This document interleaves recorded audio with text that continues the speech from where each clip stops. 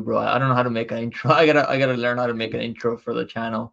Something dope, something with some background music and just to get people hyped up. All right, Nah, let's go, yeah, guys. Let's freaking you got to go. use We're like the here live with Five Rum. Guys, go check out Five Rum. what's Make sure up, you guys what's go up? sub to the channel, man. We're always here grinding. Let's go, man. We got a big card coming up. You see 300.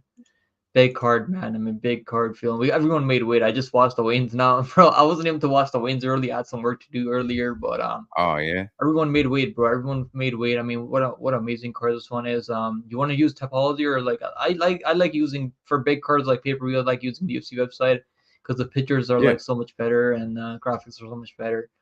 But yeah, that's cool with let's me. go, man. Let's freaking go. That's cool with me, Hopefully man. everything's Yeah. working on the channel. You got anything to say to the people right now? We'll get some Yo, people joining up soon. what's up, chat? What's up, everybody? Yo, shout out to Pick'em for having me here. We're gonna break down the UFC 300 after the weigh-ins. Got Max Holloway did look big on the scale, so that's something to cheer about for you guys who are picking Max Holloway. And yeah, we're gonna break it down. Um, Once again, shout out to Pick'em for having me here. Yeah, like and Let's go, subscribe man. to Yeah, this guy, I'm man. He's excited for always the I'm grinding. excited for the pay-per-view overall, bro. We got so many bangers. Like now the increase the bonuses 300K now, bro. All the fighters are Yeah, gonna go for it. They're all gonna go for dude, that 300K, bro. game changer right there, right? Yeah, let's go. We got UFC celebrities and classics in the house. He said just to send your guards, fellas. Let's go, man. Let's fucking go. Big What's up, W's, man. y'all? Big card, man. Coming up tomorrow, and I cannot wait. We got PFO later too. I'll be live for PFO around 6 p.m. We're gonna break down the UFC 300 card. We're gonna go over some fights, all the fights. We'll give you our best bets for this card. We got Andrew in the house. Let's go, Yes. Andrew. He said, what is up, fight Ram? He's saying hello to you, brother. What's up, my boy Let's Andrew? How you go. doing, We man? got we got infected in here too, bro. Let's go. All right. Let's start with the early fight. First fight on the card, we got Deiveson Figueiredo taking on Cody No Love Garbrandt. And Cody's not getting no love. He's not getting any love this weekend, bro. He's not getting any love from the book. He's not getting any. I mean, Nah. I've seen a couple people pick Cody Garbrandt here. If he had better durability, bro, I wouldn't even think twice about picking him here. He's coming in over 3-1 here. Yeah, the other Yeah. plus 250. When you see a plus 250 number on a guy like Cody Garbrandt, you think to yourself, you like, should I lay down this number, bro? I mean, they're paying out big time. He's the bigger Right. guy here. He's gonna be the natural bantamweight, and he had a hard time. I mean, he made 125, but like he never should have went down to 125. I mean, that was a mistake by him because he Yeah, already has he's a big. bad He's enough chin big at 35er. 135. Yeah, he's a big 135. I think you can make 145 if you really wanted to, if you really put on size. Yeah, Right, right. I just don't trust his durability, man. Still, I know he's been looking better, but who's he been fighting? He fought Trevin Jones, who's not with the UFC anymore. He's out there fighting Cage Warriors now and losing Cage Warriors. Who I watched Trevin Jones' last fight. He wasn't looking all that good, and his last fight was over Brian Kelleher. Kelleher is like a grappler. I mean, he'll like grapple with submission, not really dangerous on the feet. He's almost like 40 years old. Yeah, man, I'm Exactly, still gonna man. go with Figgy. Yeah, I gotta go with Figgy, man. As much as I'm a big fan of Cody No Love. I mean, he's a fucking great dude. Always fun to watch. And if he goes out there and looks the way he did with Dominic Cruz, I mean, imagine he had a performance like that, UFC 300, bro. I'd be crazy. Right? I'd love to see something like that, bro. What's your Yeah. 2 cents on this fight? Yeah. I mean, we're pretty much almost on the same page there. Just only thing, Figueredo's no spring chicken. He's 36, so he's kind of up there, but that's the only question mark and for me in this fight, really. Other than that, like you said, I don't rate the wins like Brian Boom Callagher and um Jones, those people. I don't rate those wins at all, dude. So, and even watching those performances, I feel like Figueredo could outclass those dudes even better. So is the reason why they gave him Rob Font when he moved up to bantamweight. They gave him such a high caliber, high ranked opponent. They know this guy is bringing power into this weight class. There was always mentions of him having like one of the worst weight cuts to 125. So I think him moving up to 135 at this age is doing him a lot of service. So yeah, For man, the sure, power yeah. has transitioned, and I think it carries over into the later rounds as well.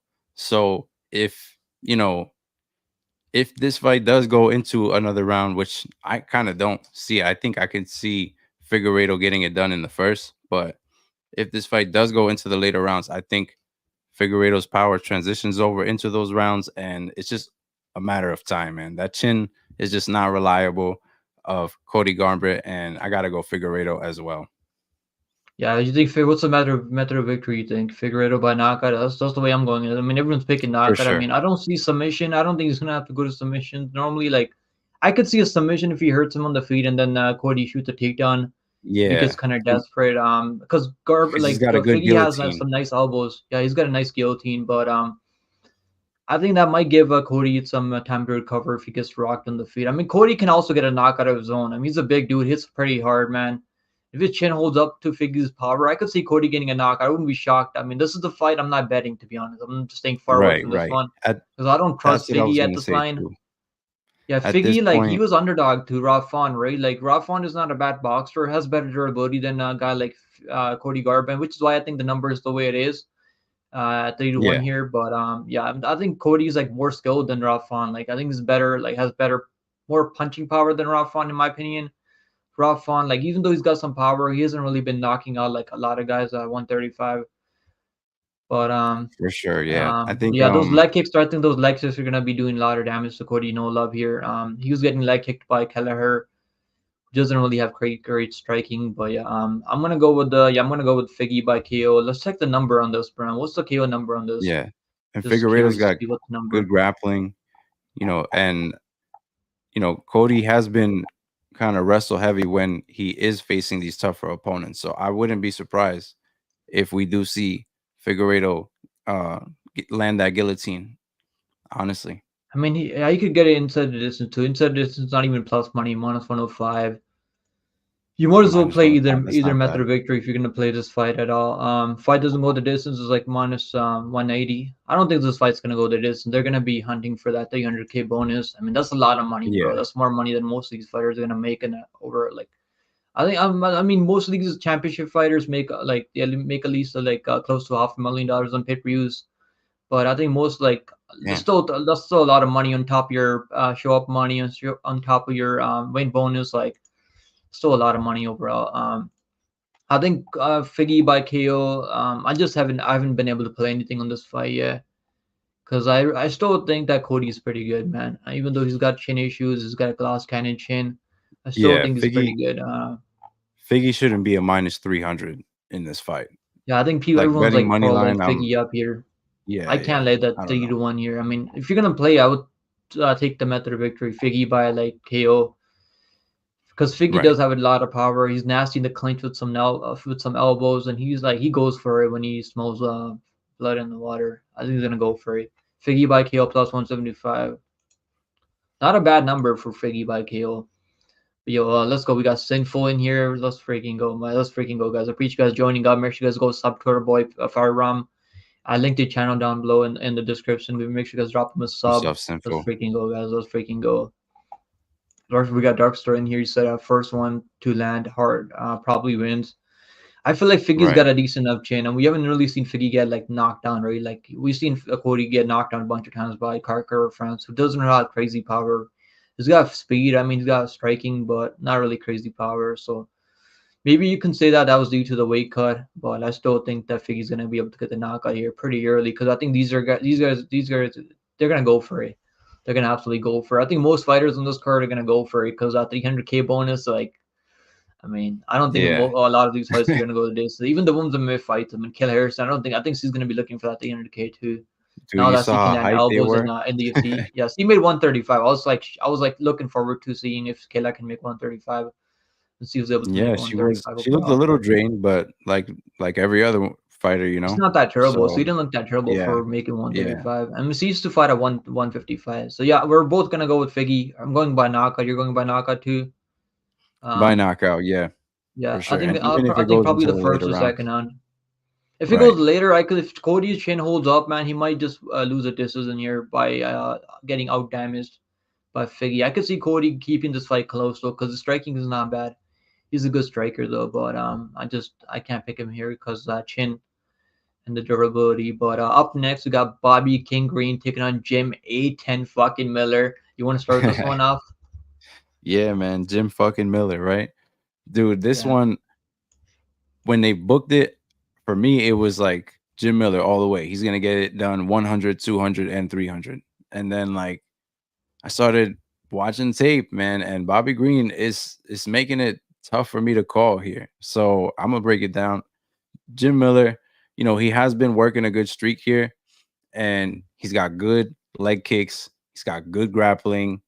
He's not intimidated to get inside people's fighters' range. So I like the way he's been fighting lately. And another thing to note is he's only got one knockout loss, um, and that's to Dan Hooker. So He's I got two mean, knockout losses. I think two. once by Donald Cerrone with that kick. I think it was back in the day. Oh yeah, well that was right. I'm talking about like recently. I would Recently, say, yeah. yeah, yeah. So, but I appreciate that. But yeah, Jim Miller, as of late, the chin has been holding up. So he's been willing to, put himself in danger to get into the grappling. He's got great jujitsu. He's 40 years old, proving that, age is just nothing to this guy because he's getting these knockout finishes. And the thing is, it's not to high caliber opponents, right? And Yeah, that is that's true. what is the huge question mark here. I feel like Gabriel Benitez and Nicholas Mota, you know, maybe Bobby Green doesn't knock them out, but he definitely Mota's not a outclasses bad those striker, two, but I you don't know? think he's at the caliber of Bobby Green though. But he's not a bad Right. striker. Just his Like chin. maybe Bobby Green doesn't knock those two out in the same fashion that Jim Miller did, but I do see him outclassing those two opponents. If you were to, just book them on paper, the matchups that Jim Miller has had against in his run lately versus Bobby Green, that's just how I would see it. But that's just on paper. We don't know. And we did see Jared Gordon was working. He Yeah, was he having was. a good fight against Bobby Green, and range didn't matter, distance didn't matter. He was not intimidated by Bobby Green's power. I don't know how he knocked out Grant Dawson with one punch. That is just like the Grant one Dawson thing has a that, sus chin. I've seen him get dropped so many times yeah, in the past. that No was one's really been crazy to able to me. capitalize on him. But yeah, that was So insane like though. that, Yeah, yeah, like that was the part where I was like, damn, is Bobby Green learning something new? But no, I'm not convinced that either. Because then we see him back out against Jalen Turner, where he cared more about showboating and instead of fighting. And yeah. now in the biggest stage, biggest pay-per-view of his career, is he gonna do some showboating? I believe he will. And it might get him in trouble, but honestly, he does have good pace. He has great boxing. He can keep a good distance. He's got good grappling. He's hard to take down. But I'm gonna go Jim Miller in this fight. I think Jim Miller Real. I thought you were gonna go is. with Bobby Green. But damn, I'm sticking with it, damn. man. I'm sticking with it. I You had picked him me in my picks. had me shocked I there for picked a him in my second. picks Okay. video. I'm sticking with him, man. Honestly, I do think that he's not gonna be intimidated. This is pretty much Jim Miller's this is Jim Miller's like title shot moment for him, like Yeah, he's 100, gonna go for 200, it. I think. 300. He knows that he's not going to have a title shot. There is talks about him having a high ranked opponent in this fight, and that is true. But come on, let's be honest, guys. Jim Miller, this is a good matchup here. It's a tough matchup for him, but anyone in the upper rankings, yeah, is going to beat Jim Miller respectfully. But this fight, I do think he can get it done. He's not going to be intimidated to go into that range. Like I said, this is like his moment right here. UFC 300, he's got to get it done, and I think he will. He's not going to be intimidated by Bobby Green's power. He will get the Yeah, takedowns. If this fight does go to decision, I do think he will win this fight 29-28. I could see him losing a round, but I can see him also knocking out Bobby Green. That was just 4 months ago that he was looking silly on the canvas, and it yeah. was not That his was. He fault. took a lot of So damage in that fight. One of the worst stoppages in UFC history, in my opinion. yeah, man. So what do you think, man? Yeah, Jim I'm gonna go with Miller is Miller my too, pick. man. I've been picking Miller since they announced this fight, and seeing Bobby Green getting knocked out cold and taking all those back of the head elbows and punches for like the next Yeah, like minute or so. I don't know which fucking planet the referee was on, but he was definitely not there yeah, mentally and physically. Yeah, I think Bobby Green's really good. I think the line 2-1 makes sense because he's the better boxer. He's gonna have the speed advantage here. Jim Miller, like as good as he looked over Benitez, he was landing some kicks. Boxing wasn't that clean. Like he was landing some nice combinations, but it wasn't like as clean. So I'm not no, as confident in this pick, but I'm a big Jim Miller fan, bro. I've been watching for a long time, so obviously I want to see him win, and I think he can get it done. I feel like Bobby Green can get yeah, reckless. We've seen him get hurt a couple of times by guys like Tony Ferguson. We've seen him get. He was winning. He was dominating dude over. Then gets caught up against the fence. Now that was in the apex. To be fair, he's gonna have a lot of space to be with to work with at this UFC 300 with the big octagon here. But right. I think Jim Miller, That like he changes only needs things. one takedown. It's just to his next level, but I don't think he's gonna submit him because Bobby Green's really athletic. He's got a ton of experience. You never know how a guy's gonna come back after taking like so much damage his last fight. He only had 4 months off. Yeah, exactly. I'm gonna go That's Jim Miller by knockout, huge. probably like second or knockout. He might catch him. I feel like he's Bobby Green's gonna be winning this fight until he probably gets caught. Then Jim Miller probably like jumps on him with I a could see that happening as I well. could see submissions club and sub, but not as confident because I do respect Bobby Green's skill set. He's been in there guys like Faziev and like some other high level guys like Makachev. Makachev got the takedown and right away like got in the ground and pumped. Makachev was a different beast to be fair. Um, yeah, that's the only guy that's really like exploded Bobby Green's ground game. He's got a decent ground game too. He's got some decent jiu-jitsu. So, but Jim Miller, if this guy takes your back, bro, he's gonna submit him. I don't have any doubt. Jim Miller, like he's Exactly. got Yeah. really nice slick back takes, and he's gritty, bro. 40 years old at 155, and who else is looking this good at 40 years old at 155? I can't really think of anyone other than maybe Bobby Green at 37 years old. Yeah. Um, yeah, Jim Miller, I think is gonna get it done. I think it's written in the fucking history books right now. Did you see the jacket that he had, UFC 100 jacket that he had? Yeah. They The came out with that 100. was It was sick, like bro. in an That's extra fucking awesome. large. Yeah, Yeah, let's go. Let's go. Mimic clips. So Jim fucking Miller is gonna get 300K bonus, bro. He fucking deserves it. I mean, this dude's for he's paid sure. his dues, man. He's fought like so many times. He's given us What's so up, many fun MMA fights. clips?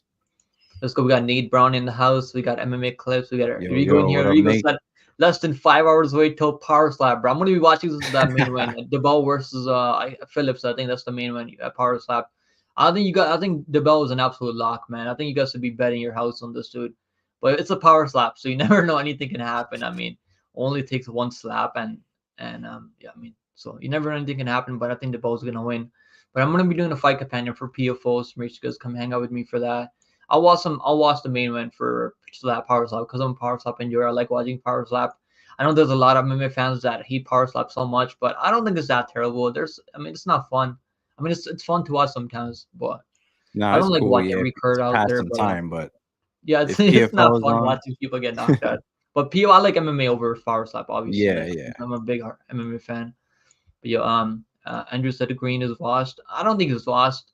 Just he's got a habit of showboating and getting clipped, having his hands too low sometimes, and not having a high guard when people are like they can counter him. And Jim Miller, he'll explode into the left hook, right? Like the way that Mota. Remember how much distance he covered Exactly. in the left Dude, hook? that's what I'm I mean, saying. He's not that was a intimidated to get nasty left into hook too. danger, you know? Yeah, and So, I actually bet Mota there. I didn't think Jim Miller had it. I was like, Mota seems like they're up and comer. He's gonna knock him out. And bro, that knockout. I mean, that was a nasty knockout. Nate Brown said I scored the physique fight for Green based off damage. I mean, he was landing a wow. lot of output. And you're right. It was a close fight, but I think physique did enough, in my opinion. But it was a close enough fight, though. But yeah, physique was landing the bigger shots from what I can remember, but Green was landing a lot of output. Yeah, I Um, mean, it's a yeah, risky pick, but I'm leaning on the side of yeah. danger, like we said. I think It'd be nice to see he's Miller gonna be get it winning done. the fight until he isn't, and then Jim Miller's gonna catch him, just like you Kaita, said. your pro length fight does not go the distance here, bro. I don't know. This could go the distance because both of you guys are really tough. Jim Miller, like, he was having a hard time finishing Benitez, who's not at the level of Green. until he eventually took his back and subbed him up in the third round. So I don't know. This could go the distance, but I'm picking Jim Miller by second and knockout. So it might end inside the distance. What's the inside the distance here for Jim Miller? Let's take a look. Jim Miller coming in at plus 150 and Bobby Green minus 180. I haven't played anything on this fight. Fight doesn't go the distance. I played Jim Miller. I had 2 units on him when he fought Benitez. He was my lock of the week. We got him at plus money before the lines flipped to Jim Miller. Yeah, fight doesn't go the distance, minus 120. Damn, if it was plus money, I would play the fight doesn't go the distance. But at minus 120, like this could go the distance because both these guys are really tough. And yeah, I mean 300K is a lot of money, so they might be looking for a finish here. Yeah, let's go. We got Latrell Spencer in here. Let's go Latrell Spencer. But yeah, all right. Let's run into the next fight. So we're both going with Jim Yeah. Miller. And We up got next, we have Marina Jessica Andrade taking on Rodriguez. Marina Rodriguez. And Yeah. yeah, I'll start with this one. Jessica Andrade, I think she's going to be more well-rounded here. She's going to be more physically stronger, probably. But she's not going to wrestle. I have a feeling she's not going to wrestle. She's going to be looking for that 300K bonus. And I'm going with Marina Rodriguez, man. I know she's not as jacked as Jessica Andrade. And that's a telltale sign. You should be going with the girl that's like looks like a man and that's more jacked. I mean, we learned a lesson with Jandirova, and we've been learning a lesson with a lot of these girls. But I don't know. I have a feeling Marina Rodriguez, she's been in there against Natalia Silva. She's fought some decent competition. She's only losing to girls that can grapple, and Jessica Andrade can grapple. So she's going to be live for a submission if he grapples here. But I have a feeling she's going to be looking to stand and bang. I mean, why didn't he Yeah. grapple against Xionan? Like, why not grapple there? Why would you spam the left hook 4 times and get knocked out? Really, like, why do that with a striker like Xionan?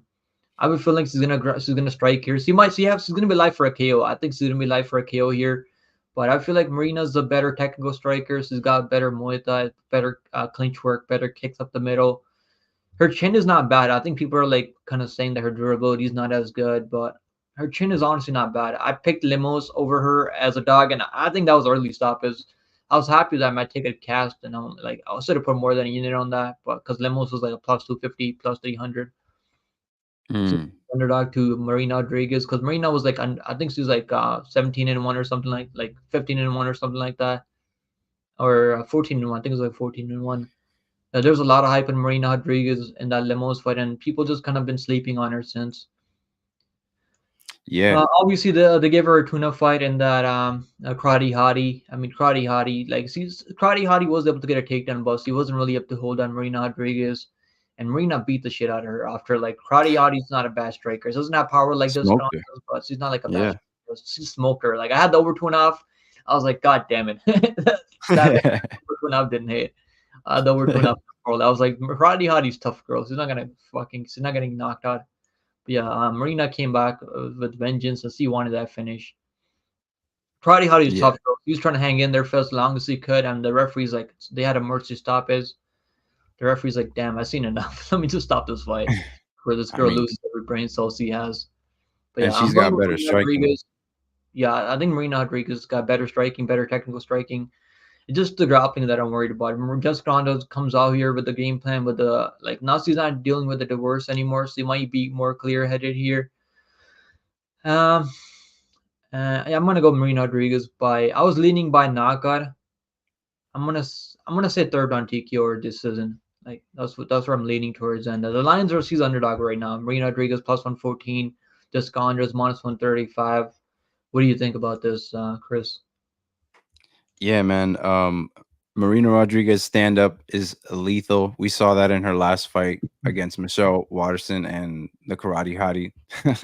um, I think Michelle Watterson's striking is a little more dynamic than Jessica Andrade's. So, Andrade is kind of like one punch, no combinations, really just trying to hit that bomb on you, and she puts herself in like a lot of danger because of that. And I think against someone as technical as Marina Rodriguez, she's gonna get caught.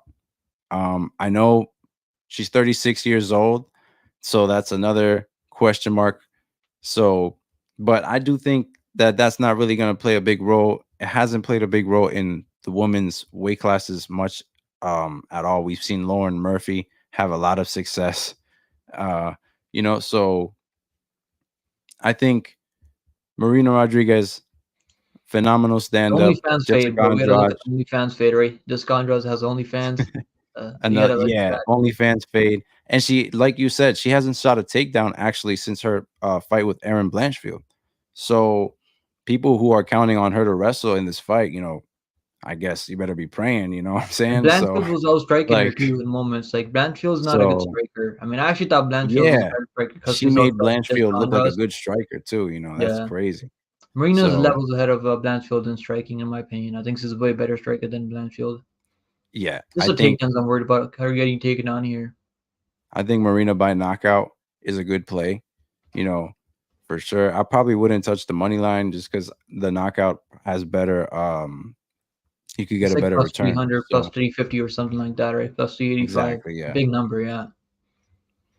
you could get a way better return on the knockout, and that's how I see this fight playing out.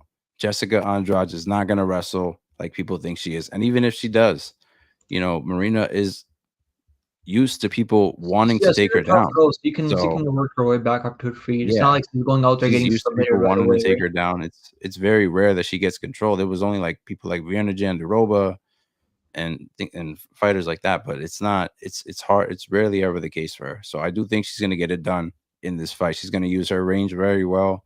I could see her getting it done in the second round Yeah, knockout. I think Rodriguez by KO is plus 400. It was plus 500.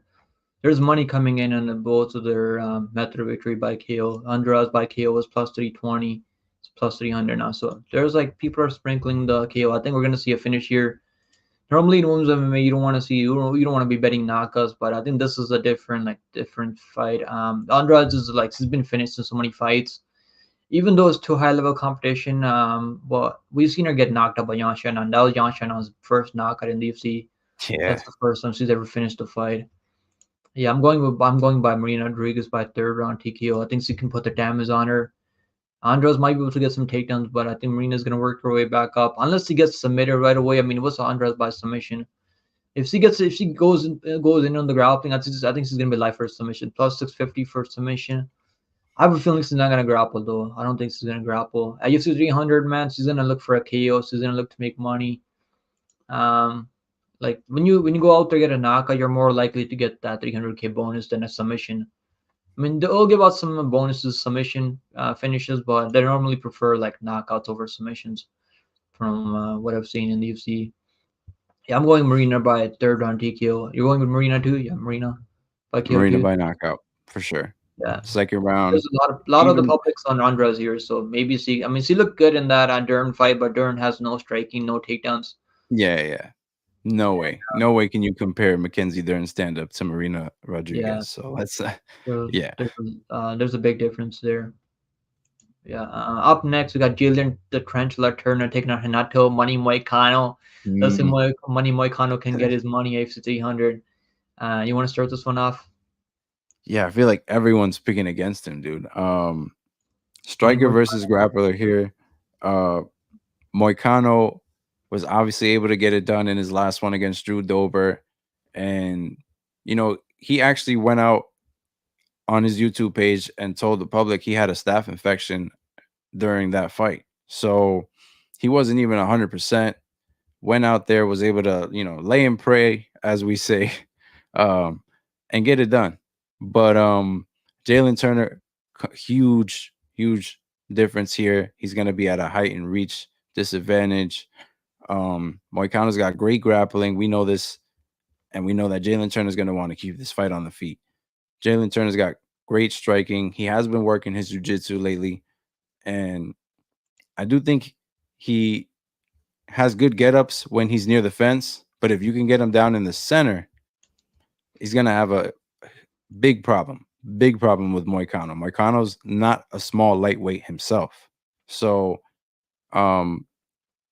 if he can wrap a body lock, I do think that Moicano can win that entire round, and Jaylin Turner will be stuck in that body lock.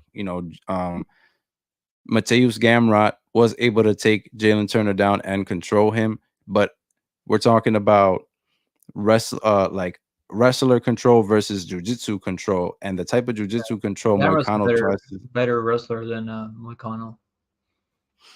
for sure, for sure. But I'm talking about in terms of when the fight's already down and the control, the amount of grappling pressure that a jiu-jitsu fighter will do versus just Mateus Gamrot trying to, lay and pray, keep the fight on the ground. It's a huge difference. And Moicano has been learning, how to rap, how to get people's back. This is not foreign to him. Um, Jaylin Turner, his obviously chance, best path to victory is keeping this fight on the feet. Moicano's best path to victory is to get this fight down. And if Moicano's chin holds up, I do think he can get this fight to the ground. I do think he can win a boring decision, or he can get a submission here. I'm actually picking Moicano to get this one done. I'm leaning on him to get the takedowns in the center of the cage.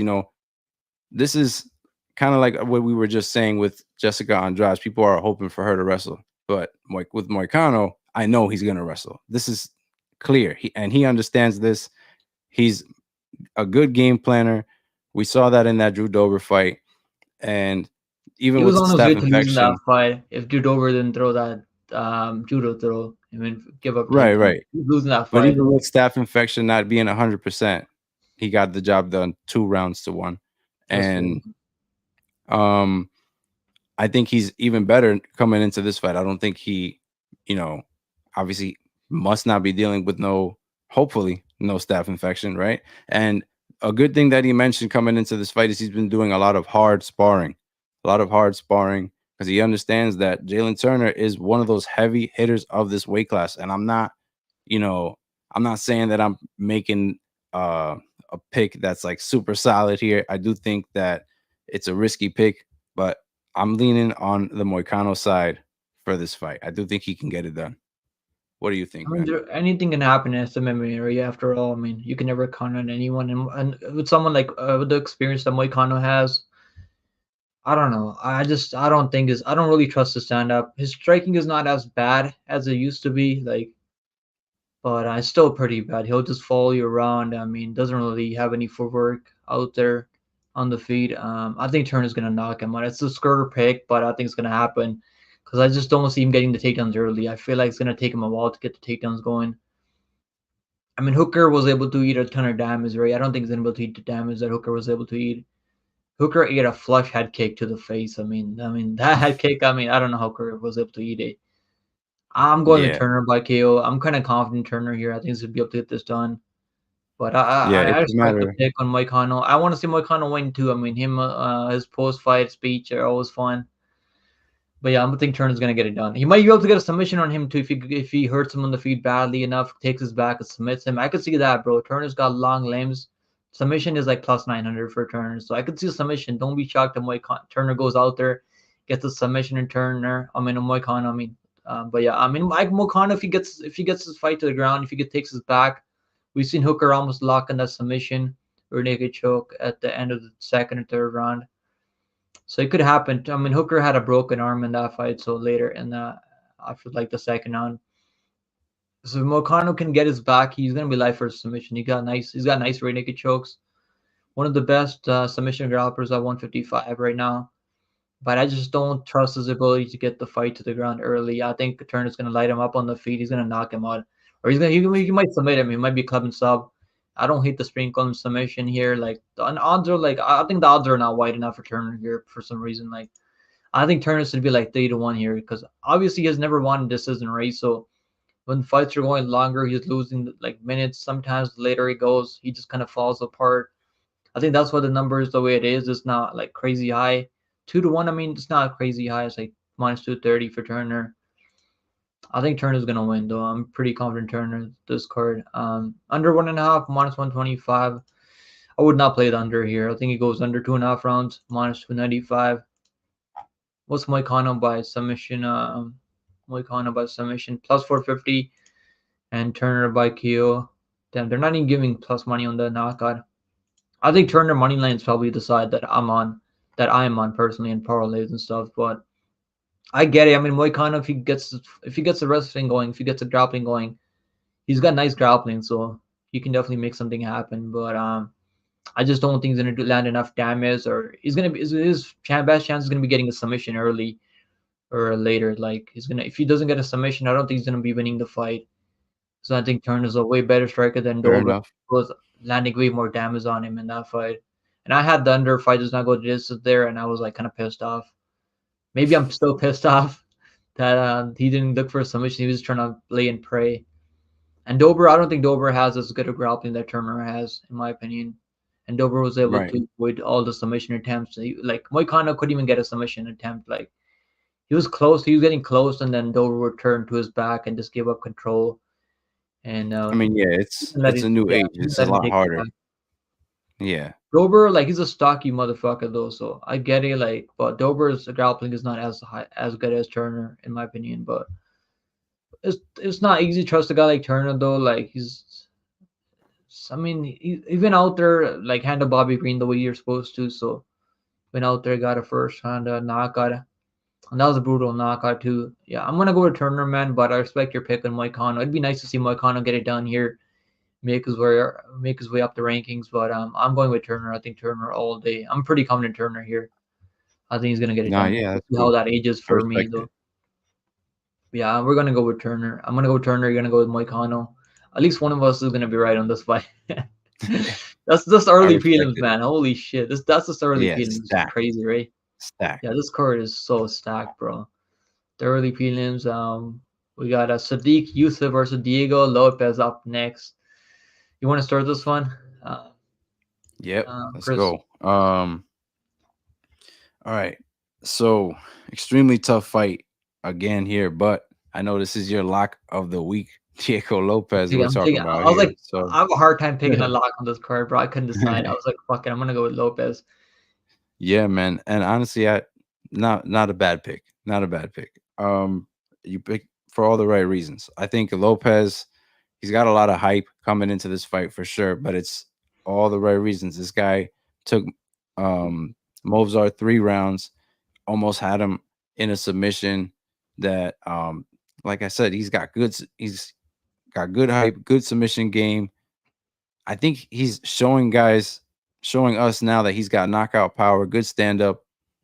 Diego Lopez is a problem in this weight class. And um, is this a huge step up in competition? Absolutely. I think Sodiq Yusuff is nobody to sleep on. He definitely almost had Edson Barboza out of there early. Yeah, I had And Barboza take it, and I was sweating it. That first round, I was like, damn, I'm gonna have to rip this ticket. yeah, yeah, man. And, you know, could it have been like an adrenaline dump? Could it have been him like just losing confidence because he wasn't able because he hit him with all his power and it just wasn't phasing him anymore? But I don't know. I do think that he went 5 rounds in that fight. That was a tough fight. He showed. I think you can only improve after a fight like that with Edson Barboza. So we could see a better version of Sodiq Yusuff coming into this fight. But my problem is Diego Lopez has that X factor, which is the grappling. And I think that that's where we're going to see him win uh, in points in this fight. And I do think he can get this one done, honestly, not by finish, but by decision. I'm leaning on him to, because, you know, this is a guy like Sadiq Yusuff has yet to be He's a tough submitted. dude. He's a tough dude, You yeah. know what I'm saying? Like he's tough to finish, man. So I think that Diego Lopez is going to come hungry in that first round and heavy. He's going to try to take him down. He's going to try to win that first round um, solely off of the takedown and trying to just score. I think Sadiq Yusuff is going to have a hard time working his way up. I mean, he hasn't really had that a hard time working his way up in his fights, but against a guy like Diego Lopez, like I said, these jiu-jitsu fighters are showing that their grappling, once you get the fight to the ground, is next level. It's next level. Like that's why I'm also counting on Moicano. So, you know, Diego Lopez, I do rate his jiu-jitsu very highly. I think that he can work a submission finish here, but that X factor for me is the grappling, and that's where I see him getting it done. I'm leaning decision for Diego Lopez in this fight. Yeah, I'm on the same side, man. I'm kind of confident Diego Lopez. I wasn't as confident early in the early couple of months ago, a couple of weeks back. But the more I think about it, bro, like Sodiq Yusuff, I mean, everyone's picking Sodiq Yusuff or Barboza. Everyone's writing Barboza off. And I mean, that first round almost looked like all the people were right in that first round, but he just kind of fell Right. apart later. To be fair, Barboza's a way better striker. He's a way better, has way more weapons on the feet. He was digging, he was like landing a lot of body shots, landing a lot of body kicks to Sadiq Yusuff. I've seen Sadiq Yusuff Yeah. get hurt a lot. He's been hurt by Barboza. He's been hurt by Allen. What's his name? God damn it, I'm forgetting his name. Allen, right? Yeah. What's his first name? I can't remember his first name. Allen. What's his first name again? Arnold Allen. Arnold Allen. Arnold Allen. Yeah, I always forget his first name, but yeah, Yeah. Arnold Yeah. Allen rocked him. That's the reason that he lost the fight because he outstruck Arnold Allen, but Allen was able to land the more damaging shots and rock him a couple of times, and so the judges took Allen over Sodiq Yusuff. But Yusuf's been in there against Mike Davis, so he has been fighting decent grapplers. He's a fucking tank. The Sadiq Yusuf is a tank, but I feel like his cardio could be a problem sometimes. Like, yeah, I'm gonna go with the Lopez here. I'm not. I wasn't as confident early, but I'm getting more confident now. I feel like he's gonna get this done. Now, this is a tough matchup for him. This is his opportunity to get into the rankings here. This is not Pat Sabatini, who's like super chinny, right? Pat Sabatini is like so chinny. I played Yeah. only $25 on that round one knockout for Lopez. It was plus 650. I should have played more. God damn it! I had a feeling it might be an early night for Sabatini, but I should have played more on that. So plus 650 for Lopez by knockout. But yeah, this is gonna be a tough matchup for him. But I feel like he's gonna take over in the second and third round. I think Yusuf is gonna win the first round based on the striking, based on his speed. It's gonna Mm. be tough to get Sadiq Yusuf down. He might go for takedowns on Lopez because he's seen Moser win. So it might be like, let me just mix it in. But what I don't like about Yusuf is he's getting taken on by Boza. Like Boza's never really been known to grapple guys, right? Yeah. To be And fair, in that the was a later 5 round rounds. fight. That was in the 5 round. That was a 5 round Right. fight. So Right. I cut him some slack there because I don't think Yusuf was expecting him, but Barboza was still controlling him on the ground. And I was happy that Barboza to mix and takedown. Even based on damage, Barboza was winning that fight based on damage. Because he lost the first round clearly. It was a 10-8, and second, third, fourth, and fifth was all Barboza. And Yusuf didn't really have anything. He wasn't really throwing a lot of damaging shots. He just kind of fell apart. He was still throwing back. He's still tough, man. He had false wheel kick to the face. Still like Yeah. hung in there. If Barboza wasn't trying to look for submission in the choke, I think he could have finished him. I think Barboza could have got him out of the ground and pound, but he was trying to look for Yeah. submission Sadiq because is he got tough. way too excited. Yeah, I mean that gave Yusuf the opportunity to recover. Yeah, I'm going with Lopez. I think Lopez by like a late submission, or I could see this going the distance too. But I think Lopez is too dangerous on the ground. I think he might be able to wrap something up. I actually bet Moser live on the live odds, so it was like plus 650, right? Moser going into that fight, and I bet Moser minus 130 live, and I bet that's the most I've sweat the most in a fight. I've never had to sweat that much in a fight because even up until like the last bell for the third round, I mean he had a knee bar, right? Like he had a knee bar going that was fully in, locked in. I mean I was like, God damn it, I'm never betting against Lopez again, bro. I was like, this guy made me sweat so much. I mean, I was happy that Moser was able to control him on the ground. And he's been fighting decent competition, right? He fought Jonathan Brito on a contender series. I mean, that's the first time that I watched this fight. It was on contender series. Even the guys that he lost, right? He lost to a guy in Fury FC, who's a glory who's a kickboxer. Like I think he's a glory kickboxer in the past, and he fights in Fury FC. He should be fighting in the UFC, but his record's not that pretty because he got like a couple of split decision losses. But I think that dude should be in the UFC too. He's a good fighter too. But that's his losses are respectable, and he's got more experience than Sodiq Yusuff. I For think sure. I'm gonna go with Lopez. I think Lopez by like a late submission or something. Maybe club and sub, but I could see this going the distance too. I like the money liner Lopez. That's my lock for this week. I'm gonna go with the Diego Lopez by money line because it could go the distance too. I wouldn't play the over, bro. Over is like minus 200 here. These guys are gonna go for it, I feel like, but I mean, you could go over because they're both really tough. Could go over, but I don't Yeah, know. This is gonna be maybe tough. just Don't the bet the over over one on and a this one. half, but not over 2.5. Over 1.5 is like -163. Honestly, not bad for 1.5. Personally, I wouldn't play it in a fight like this because you know how dangerous Lopez is, how dangerous Sodiq Yusuff is. Under 2.5 rounds, -155. This money line, either side you're on, just money line. Yeah. We're both going with Lopez here, and up next we got Grandma Holly Holm taking on Kayla Harrison, and this might be Holly Holm's retirement fight. I mean, she's probably got grandkids by now, right? Holly Holm. Yes, she's probably got grandkids I home mean, watching her dude, she's fight. 40, right? Grandma's going to. She's 42 years old. 42, 42. She's 42. Yeah, What are we talking about here, right? yeah. I think it's that Sadiq is also chin. He's not. I think he gets rocked a lot, but he's tough though. He just doesn't. He's got no quit in him though. He's not gonna give fold and give up, right? But he Nah, gets rocked a ton of times. Um, Banks said at this fight, Turner and Weili fight will bust a lot of parlays. We're gonna talk about the Weili fight soon, Banks.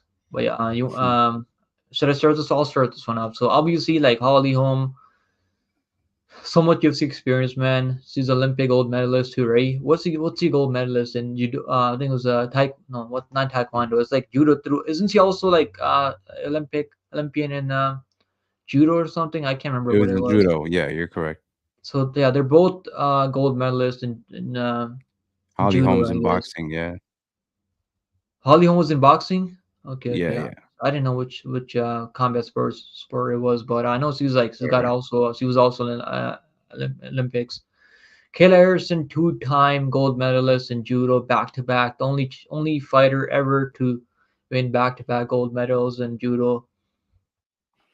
I watched her in PFO. I'm not that impressed with her striking. The striking is lackluster. Doesn't throw in combinations. He'll throw like one right hand and then do the takedown. Yeah, And I was worried about her not making weight here. I'm not even like, honestly, I was just worried about this fight not even happening because I was like, she might not make weight, and then Holly Holm's probably gonna be like, fuck that, I'm not gonna fight her at this girl's way too big for me. it's Yes, huge. she's able to make weight. Personally, I don't have any action on this one. I got the over 1.5 in the parlay of the week. I think that's gonna cash though.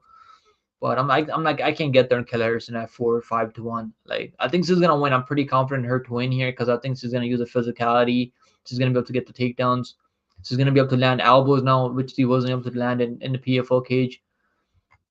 So that's gonna be she's probably been working on the ground and pound for this fight. She probably wants to get a finish here and get a title shot already. I mean, there's really no one else at 135 that probably gonna get a title shot. Who else is there? Like probably like Norma Dumont. She's coming off that Yeah, Jermaine the Random event. Norma Dumont looked fucking good out there, bro. Holy shit. That girl looked fucking good with the yeah. wrestling great. Like randomly, she wasn't Did looking lay and crazy the pray a first little two and a bit half though. years off, but the layoff definitely affected her. Yeah, I mean, who else Yeah, is there? 135, right? Pennington, Bonus, Owa just lost the fight. We got I mean, I don't know who else is there. Like Norma she Dumont, kind of who's in the laid and top prayed five a right little now. bit in that fight, don't you think, She Norma did, Dumont? but I mean, she's still able to get those takedowns. She's a fucking strong chick. Yeah, Dumont Jermaine is is a tough to fucking take strong. down too. So Yeah. She's able to take down. Oh, like it was crazy how easy she got to takedowns because I wasn't expecting easy takedowns from her. But yeah, let's get back to this fight. So I think Killer's gonna get this done. I can't get there betting wise. I think it goes over 1.5. Over 1.5 is like -280. I think. So Holly Holm plus 350. Kayla Harrison plus -455. Over 1.5 -305. Now I think it was a -280 when I threw it in the parlay of the week. But yeah, I think it goes a little bit later, but I could see like a late second, third round finish from Kayla Harrison. But she's not really like crazy. Doesn't have crazy ground and pound. Like I was like, she wasn't able to finish Aspinall, right? And Aspinall's not at the level of Holly Holm. But Holly Holm's yeah. obviously fucking 40, 50 years old now. Like, so it doesn't take much for the referee to step in, right? Like when you see an old fighter, like they're gonna stop it pretty early. Usually referees have quick triggers when they see woman's getting grounded, pounded. Women's MMA, like they usually like stop the fight early. Like remember that fight Rodriguez versus Lemos? Like the referee stopped the fight way too early there. Way That was too like early. early stop is. I was like, she just got rocked, and the referee's like, "Let me just stop this fight." I was happy they stopped it because I had to take it over Lemos, but I was like, "God damn it, what the hell?" But yeah, I mean, there are for some depending on who the referee is gonna be. Hopefully, it's not Gary fucking Copeland, bro. They better fucking keep that or guy Mark Goddard. like 100, 200 meters away from Mark Goddard. To Mark Goddard's like sometimes he's okay, but most of the time he's pretty fucking horrible. Hopefully Right. it's Herb Dean, Jason Herzog. I like Jason Herzog. Trish Tyone's honestly not that bad either. Keith Peterson's he's got some fucking he's got some screws loose in his head. Keith Peterson. Yeah, I'm gonna go with Kayla Yeah. Harrison by decision. I mean, it's I can't get there on our money line here, but I know people are paroling her because I think it's free money. But if Holly Holm makes her work, I don't man, know about imagine she that. makes her work. She works her way back up to her feet. She's gonna land more output. I don't have any doubt that Holly Holm's gonna be landing more output out there. Like she'll just throw at you. It's not even like she's gonna land anything clean. She'll just throw like fucking crazy. Like and this, I think she's also one of those girls that makes a sound every time she throws a punch. I think she's one of those girls too. Like every time she throw a punch, she'll like make a sound behind it, so just to confuse the judges. Yeah, I don't hate anyone taking Ollie home here as underdog because he's coming in with the UFC experience, and this is a big moment for Kayla Harrison. But yeah, I'm gonna go Kayla Harrison just because of physicality. She's fucking jacked and she's strong. I think she's Yeah. gonna get down and land enough grounded control, like grounded pound, to not get the referee stop stand him back up. Kayla Harrison by decision is my pick, but I could see like a late TKO from Kayla Harrison here too. But I can't get there on that money line. What do you think? Yeah, man. Holly Holm, 42 years old, is what stands out to me. You know, a lot of people that are picking her this week are assuming that, she's going to be able to stick and move the way she did in that fight with Ronda Rousey. And I just don't think that's going to be the case. We're seeing a much older, much different fighter out of Holly Holm. She's actually been forcing a lot of clinching lately in her fights. If you look at the tape. So Yeah, the she has Marabono been, solo wife. I had Marabono by submission, and I had her money line plus 165. I should have played the second on submission because I actually called the second on submission, but Holly Holm was like a 2-1 over Bruno Silva. Bruno Silva didn't even need the submission. I mean, she didn't even need the takedown to get a submission. It was just standing ninja exactly. choke there. And so, yeah, she ran into the clinch, right? She forced a clinch on Marabono Silva, which is like, why That's what would I'm you do that? saying. Why would you do that? I think Right. she's gonna be, she's So gonna clinch her. I this think, yeah. phenomenal boxer striker that people are assuming she's going to be in this fight, I just don't see that happening. And I think Kayla Harrison, we saw her make weight. That was the huge question mark. And not only did she make weight, she didn't look super drained out there. She didn't look like she was like it was really that hard for her. So I think she handled it like a professional. And in PFL, the opponents, you can't rate them highly, right? But she wasn't able to use elbows in those fights. Yeah. So could she have looked more dominant if she gets to use elbows? This is a fight that we're going to get to find out.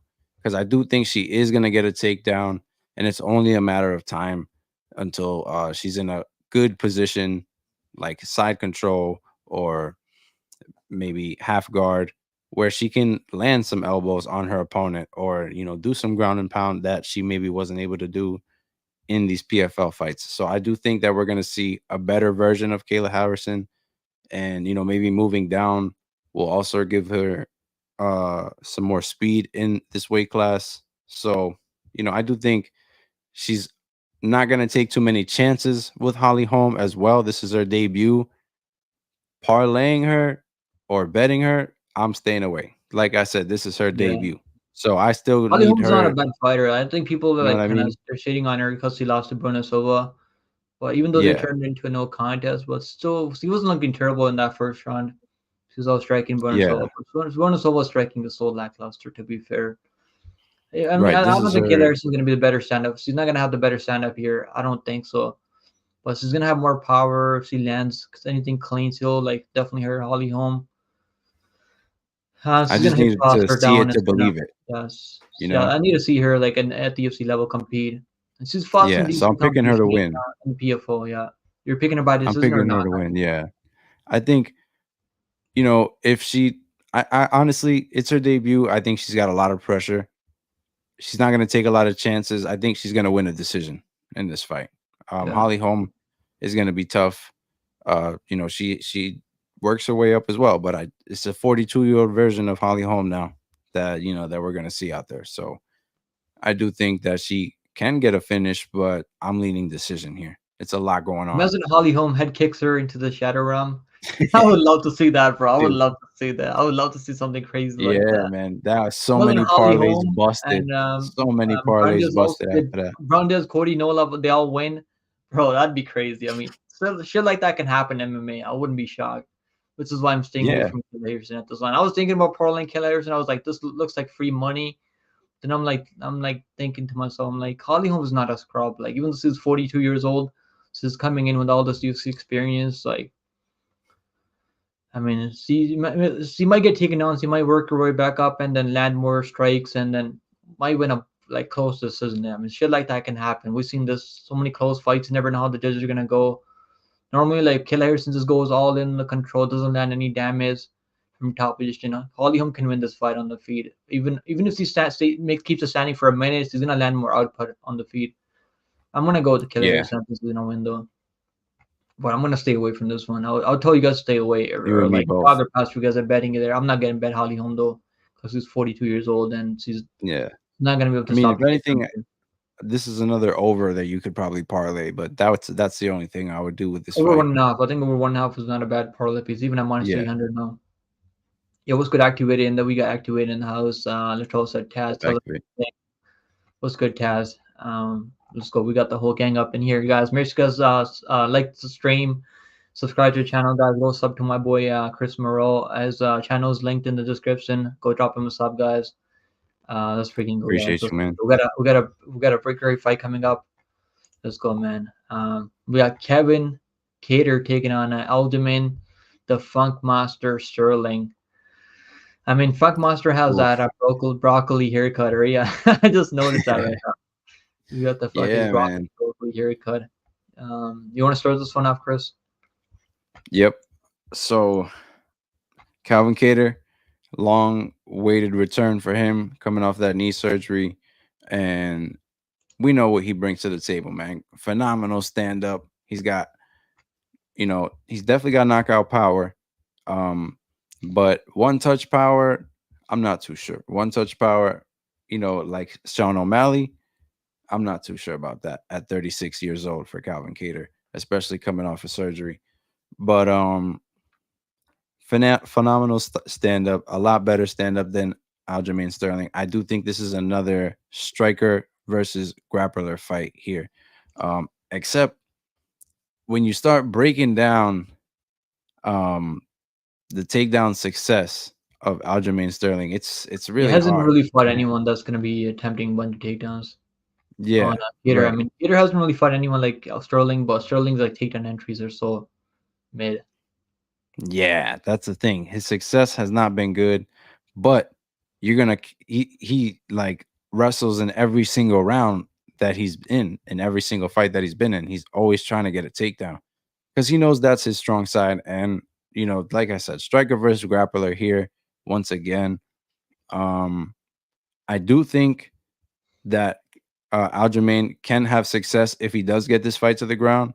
He's going to be a lot heavier than past opponents who have gotten Calvin Kattar down, because I think as we've seen in the press conferences and as of late throughout this week, he has filled out in size. That's for sure. He does look a lot bigger in He this looks he looks for fucking 145.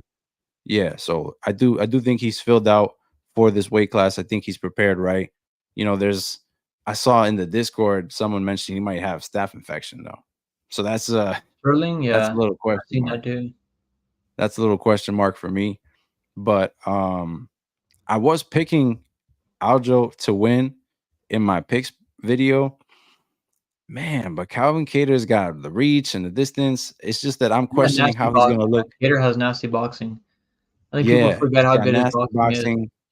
I'm questioning how he's gonna look after that surgery. That's the only thing. And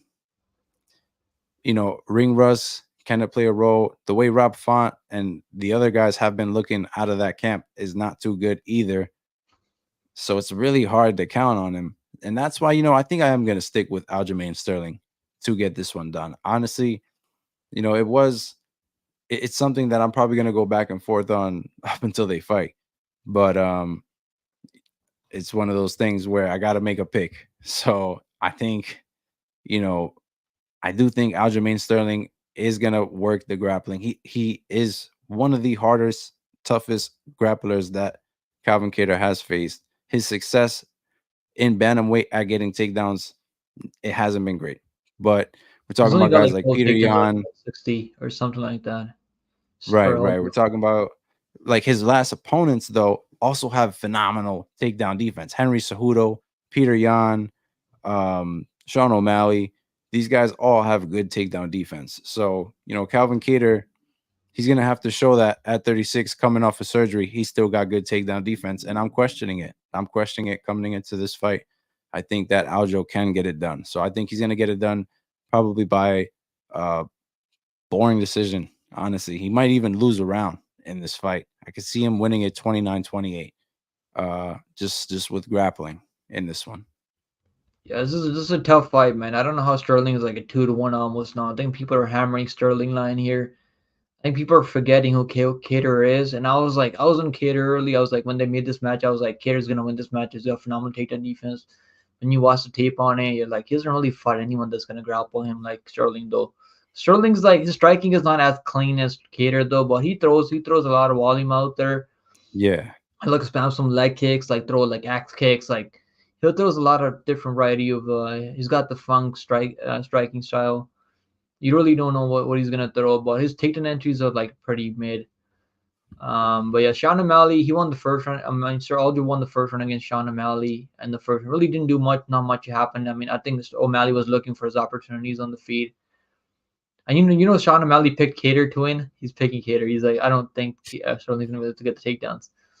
I mean, His of boys course. picked Sterling, and then O'Malley picked Kattar. He thinks Kattar's gonna get it done. The only player that I like in Kattar here is a finish only because I don't think Sterling's finishing him. Even if he gets his No, back, I don't think he's finishing Kattar. Kattar is fucking tough, man. I think plus 100 I for Kattar mean, finish only if you're gonna play it. he did That's put how we Corey bet. Sandhagen. I mean, you He submit wrapped Corey. Cody Sanhagen, but he made a mistake in that fight. He gave up his back. Yeah, Didn't really submit. that Didn't was really just fight super hands. fast, super I think Sterling's unexpected. gonna win decision. Yeah, I'm picking him by decision. I'm not a big fan of Sterling. I don't really like him that much. I mean, he seems like a good dude, but I just don't like his energy. He's super Yeah, salty over time. he's becoming a fan favorite a little bit all of a sudden, right? I think people are like they're liking him more since he lost to O'Malley. I don't know why. People used to hate It's him, weird. and he got knocked out by O'Malley. Now people like him. It's I crazy. don't get that. It's always hilarious. I think the people like that O'Malley was able to knock him out. I guess like because he had a good post fight speech after like he was like giving O'Malley his credit. Then he goes back on Yeah, his podcast. He's like, "Oh, I wasn't. If I didn't make the quick turnaround, I would have been O'Malley all day long." To be fair, I mean, he shouldn't have made. They shouldn't have. Should have given him more time to recover, I guess. But yeah, I mean that Cejudo fight was way too close. Though, like I picked Sterling by decision. And that fight was way too close. It was like razor fucking thin. And yeah, like Kattar's gonna be much bigger than Henry Cejudo, right? The Kattar's like fucking double the size of Henry Cejudo. right, Yeah, I'm gonna right. go But Sterling because that's of the activity and the surgery and all those red flags. Sterling by yeah, decision, but I honestly hope he gets knocked out cold. I would love to see Aldo get knocked out. I'm not even an Aldo maybe like a hater. I just flying want to see knee, him get right? knocked out. I would love to see him get. Yeah, remember when he got knocked out by a head kick from Marlon Moraes, Yeah, and he was on a run before that. Like he walks into range and doesn't have his hands up. Like he's not defensively like sound. Like his defensively is like he's lacking defensively on the feet. And Kattar can for remember when he sure, found that uppercut on Shane Burgos, bro. Bro, that uppercut was fucking that was a fucking nuke yeah, from Kelvin Kattar, bro. dude. And I I think think if like he looks for Burgos is tough. inside shots, if he looks for Yeah, his inside his shots and boxing straight inside the shots, he pocket can is get it done. clean. Yeah, his boxing inside the pocket is super clean. I could see Kattar getting this done, bro. If Kattar wasn't coming off the layoff and surgery, I would pick Kattar here, not even think about Right, it. right, But I think for Sterling's sure. gonna get this done by a boring decision. He's gonna win 2 out of 3 rounds. I think he's gonna lose at least one round, maybe get dropped. But even when he got dropped by Malley, he was still trying to work his way back up. It wasn't like he was out cold, right? Like he wasn't out cold or anything. No, He wasn't. Yeah, that might. There was a little controversial, but who knows? Yeah, but yeah, it's on the feed like his funk master style on the feed is like I can't really trust him at 2-1 here. There's no way I can trust him at 2-1. The line is way too wide. This would be even money the Nah, way it yeah. was early, like a I like month the ago. opening odds. Right, right. The opening odds, like yeah, Sterling was like -105, -110 opening odds. Like I mean, people are hammering Sterling here. +145 for Kattar. This is Sterling's debut at 145. I mean, I think normally bantamweights are more skilled than featherweights, but I guess we're gonna find out. I mean, Sterling has a lot of 5 round experience. Um, but yeah, I gotta go Sterling by decision. I can't get there on the money line. The only play that I like is the finish only for Kattar.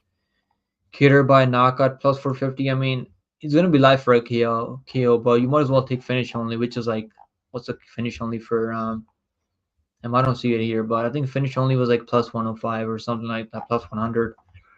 Kattar finish only because I don't think Sterling's finishing him. He might take his back and control him, but I don't think he's gonna finish him. But yeah, I'm gonna go Sterling too. I think Sterling by decision is the pick. Up next, we got the prelim headliner. We got Jiri Prochazka taking on Alexander Rakic. Damn man, what a matchup! Man. I mean, what a fucking matchup, man. I'm excited for this Dude, one. More excited than this one for this one crazy, than I am for Bo Nickel fight. crazy good fight here. I think people are forgetting how good Rakic is. Rakic is really fucking good. I've lost some money betting against Rakic in the past. And I'm gonna keep Yeah, picking against him. I don't like I don't know why. This his style is not that fun to watch. Like he's a decent kickboxer. Like he's got some nice leg kicks and stuff. Like he'll mix in a takedown. He's got good fight IQ. I like Rockett's fight IQ. But the only time I made money betting against him was John Blachowicz. And Blachowicz Hmm. was very competitive. That fight was very back and forth. Blachowicz was +250 underdog there in that spot there. And like there was a lot of hype on Rockets. I think there's still a lot of hype on Rockets even now. I think the only reason this fight is close on the odds. I wish your Jerry Prochazka was like +250, like +150 or like +200 here. I would love to hammer that Jerry Prochazka +200, but the line is close now. And like I did have a unit on Prochazka at plus money +110, so I'm gonna see where that goes, man. I'm not that confident in this pick to be honest. Like I think Rockets is really fucking good. I think he's gonna be able to mix some takedowns here. And if he Yeah, doesn't like the way way this fight is going on the feet, I feel like he's gonna be able to mix and take down and control Projka on the ground. But fuck him, I'm gonna go to Projka by knockout. I think I don't know he's gonna get the knockout. I'm not confident at all. I would love to see Projka get a win here though, because he wasn't looking terrible in that Pereira fight. He had good moments. He won the first round with the takedown and control with some nice landing some nice elbows from top position. But I'm worried about those leg kicks, man, because Brockus has a solid kicking game. His kicks are fucking nasty. Like his kicks are yeah, crazy. You can hear them from like a mile away because he kicks hard to the body. He'll go back to the legs. So Prajka's gonna need to close the distance. If he does stay that range, I think Rockets is gonna win this all day easy. It's gonna be an easy win for Rockets. I don't think Rockets would knock him out. I think Rockets by decision if we're going with Rockets here. I'm going with Drew Prajka. I think Prajka will be live for a KO. Prajka inside the distance, finish only. I don't mind that. I think that's like plus 100 or something like that. I don't know if it's still plus money, but it was plus 100. This is a yeah. tough one, man. Tough one because I could see this going either way, but I'm gonna go with the guy that's just in there against the champion Pereira, and it wasn't looking terrible in there. It was an early stop. Is also by Mark Right. fucking Goddard. God damn it, Mark Goddard. But yeah, I actually had Jerry Podge over Pereira because I thought he was gonna be able to get a takedown. He was able to get a takedown in the first round, but second was looking bad because he was getting his legs kicked off. I'm gonna go Prajka by like a might go the distance too, but I'm gonna go by knockout because he's only gone the distance like once in like 23 fights or 24 fights, like 20 30 fights, right? How many fights? Like 30 34 fights. He's only gone the distance once. A I'm lot of gonna go Prajka experience, by man. KO. But yeah, a lot of experience. Yeah, he's fought some decent competition, right? I mean, Right. Rocket. I feel like he might lose a round, 2 rounds out of 3 rounds, and lose a decision here because I mean that Volkan fight, he won the first round, then kind of just slowed down later, and yeah, Right. Volkan was able to land enough strikes on the feet and win by decision. It was a close fight. I think some people are calling that a robbery. It was a close enough fight. Could have gone either way, but yeah, I'm gonna go Prochazka by KO, but I'm not as confident. I think you guys should probably stay away from this one because this could go either way. What do you think about this one, Chris? Yeah, man. I think I couldn't have said it better, man. You touched on a lot of good things there. Jiri is a guy who we have seen recently, and Rakic, we haven't seen him in a while, but he was once known as like one of those dark horses of this weight class. You know, he was coming up in this weight class when John Jones was still champion, and he was, not intimidated to say that he wants a title shot, and he knew that, what that meant, calling out. You're calling out greatest of all time at that point. So Rakic is no stranger to a challenge. He's definitely I think he's up for the challenge, but coming off a long layoff, I do think that he's not going to take many chances in this fight. I think he's going to try to make it boring and get takedowns when Yuri is doing a lot of wild stuff. Um, and we know that Yuri's unorthodox. Yuri's got phenomenal knockouts. He can hit you in the most awkward ways, and they still just do so much damage. Um, Yuri is he's that's what he's great at. He's great at being unorthodox. He's great with stand up. He's even working his wrestling and ground and pound now. Um, and like you said, he was winning that fight against Alex Pereira until he wasn't. But in this case, I think it's going to be Rakic winning the fight because of Yuri's mistakes until he doesn't. I think that, that ring rust, being out that long and trying to force wrestle is going to cause him to probably gas out because Yuri is just never accepting bottom. He'll give up his back. He'll make mistakes on the way up, but he'll always try to find the way up in when he does get taken down. So, I know people are saying that Rakic is going to have a good size advantage in this fight, They look but similar in size. It's not something crazy. yeah, that's what I was thinking. The same thing. I, I think that Yuri is coming off a loss where it definitely kicked him in the ass. I think it motivated him. Um, he did get leg kicked a lot, and Rakic has got some really good leg kicks. But like I said, I don't think Rakic is going to take many chances in this fight. He's going to want to take it to the ground, and that could lead him into a grapple heavy game plan, which I'm saying is just going to be a situation where he's winning until he's not. And I'm leaning Yuri Prochazka as well to get it done by knockout. I think he's going to hit him with something unorthodox, something that he just doesn't see coming. Maybe a flying knee, something up the middle while Rakic is Imagine shooting a for a flying knee desperate knockout. I would love takedown. to see a flying knee knockout. Yeah, man. Something like I just think he's going to just be shooting for something desperate, and Yuri's going to catch him. Yuri's going to catch him, man. I'm going to go Yuri by knockout in this fight. Yeah, I'm not as confident though. I'm just not as confident because I think Rockets. I've seen Rockets fight in the past, and I think he's still really good. I just played the number on Blahovic because it was like way too wide, and lucky for me, like even up until then, I mean, it was competitive. Blahovic was landing a lot of leg kicks on Rockets.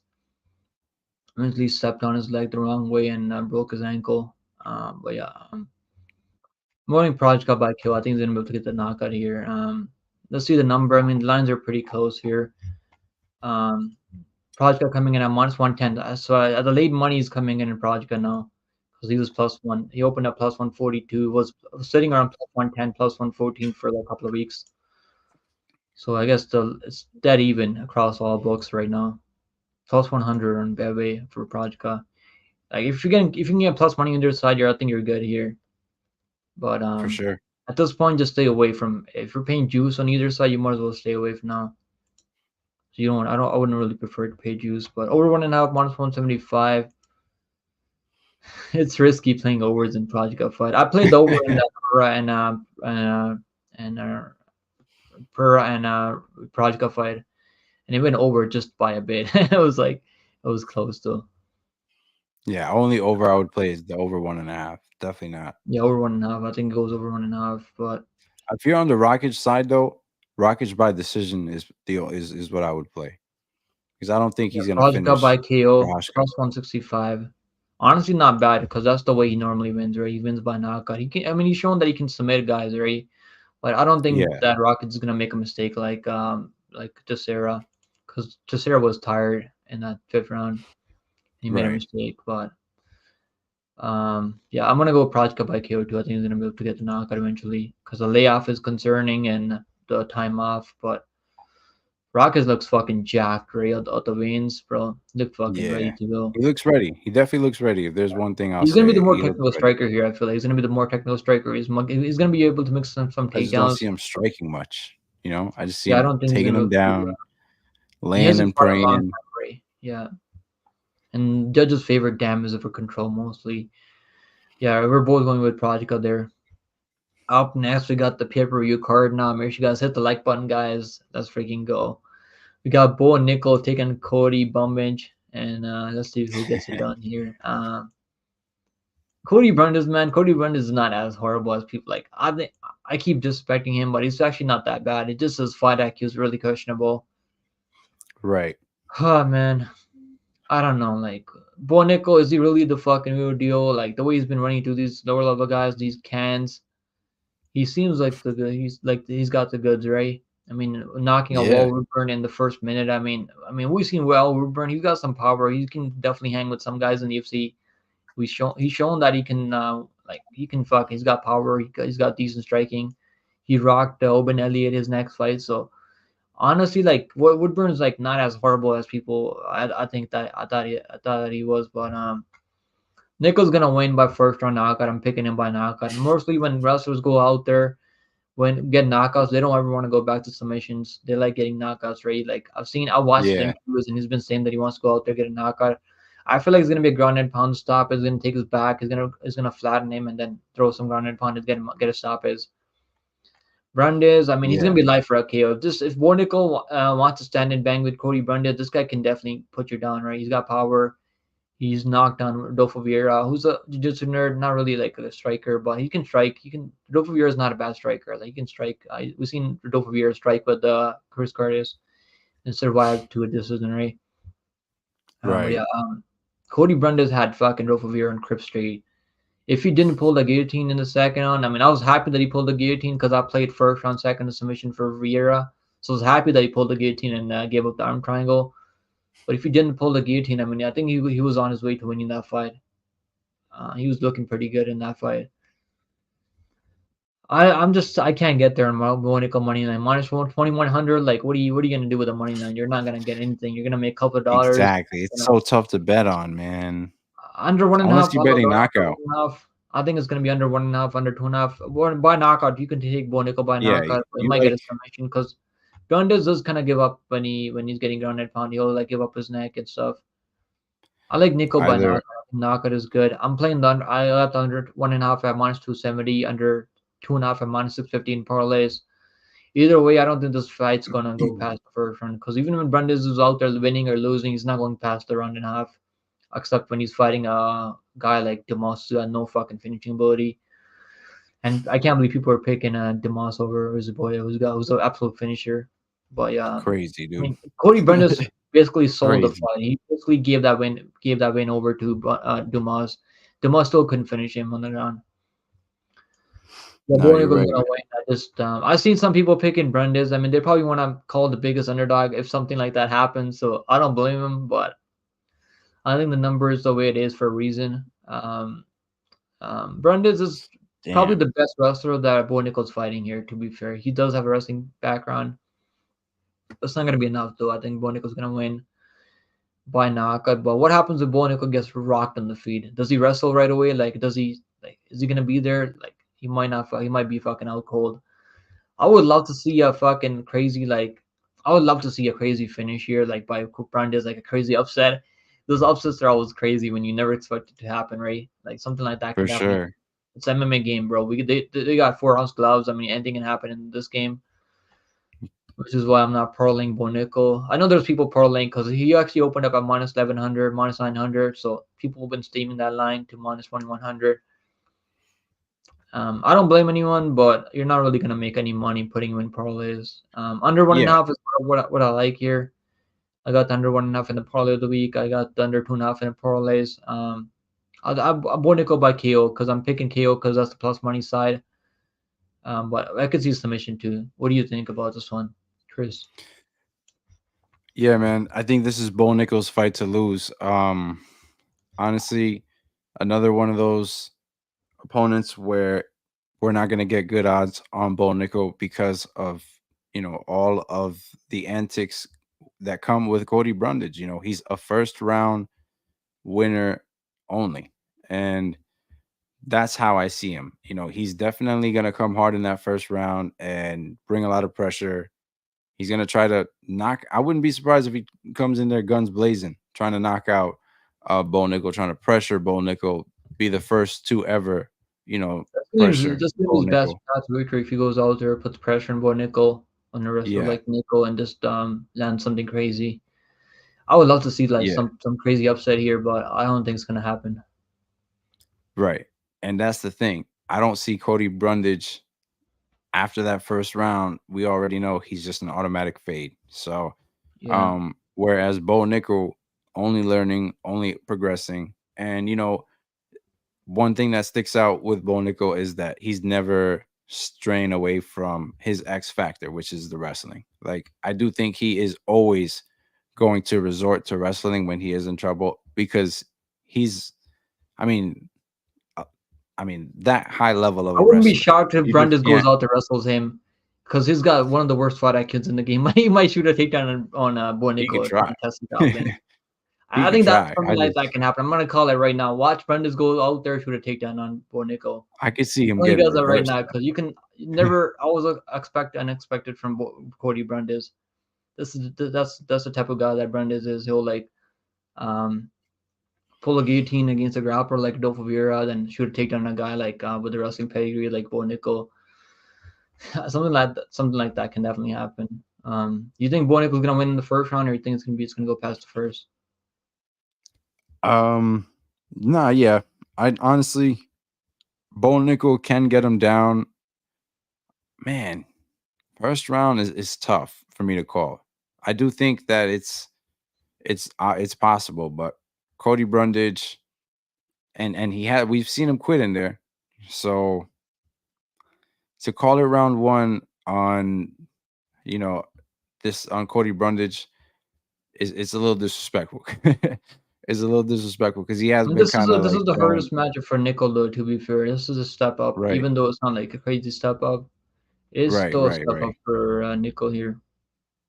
But I, I wouldn't be surprised. I wouldn't be surprised if he does get it done round one. I mean, if he does, get this guy a real serious opponent, man. Because if he's finishing Cody Brundage in round one, that shows something. But because I think that's Cody's best round. That's why I'm saying Yeah, that. round one he's That's dangerous, but I've also seen him fold down to Malkoon very grounded pound when Malkoon was out there yeah. throwing grounded pound. If you just didn't I throw could elbows to the definitely back of the head, I think yeah. Brundage is I gonna could lean fold. round two. I lean round two, honestly. Round two is probably plus money if you're gonna play it. I'm just playing under one and a half, under two and a half. I just hope it goes under. Imagine this goes over somehow. Brundage is trying to survive. Goes into Nah, yeah. I don't survival think mode. the chin is But gonna hold up if he gets him down with the ground and pound. yeah, Nah. I think he's gonna ground and pound because normally when you see wrestlers getting knockouts, they don't want to go back to submissions. I've seen that. I've noticed that with so many wrestlers in the past. But yeah, Yeah. And I'm going by Bonico by knockout. You think knockout also knockout? for sure. Knockout. TKO Yeah, I think in knockout particular. too. Yeah. Let's go to Amberly. We got Amberly in the chat. We got Banks at yeah, skip post past this one.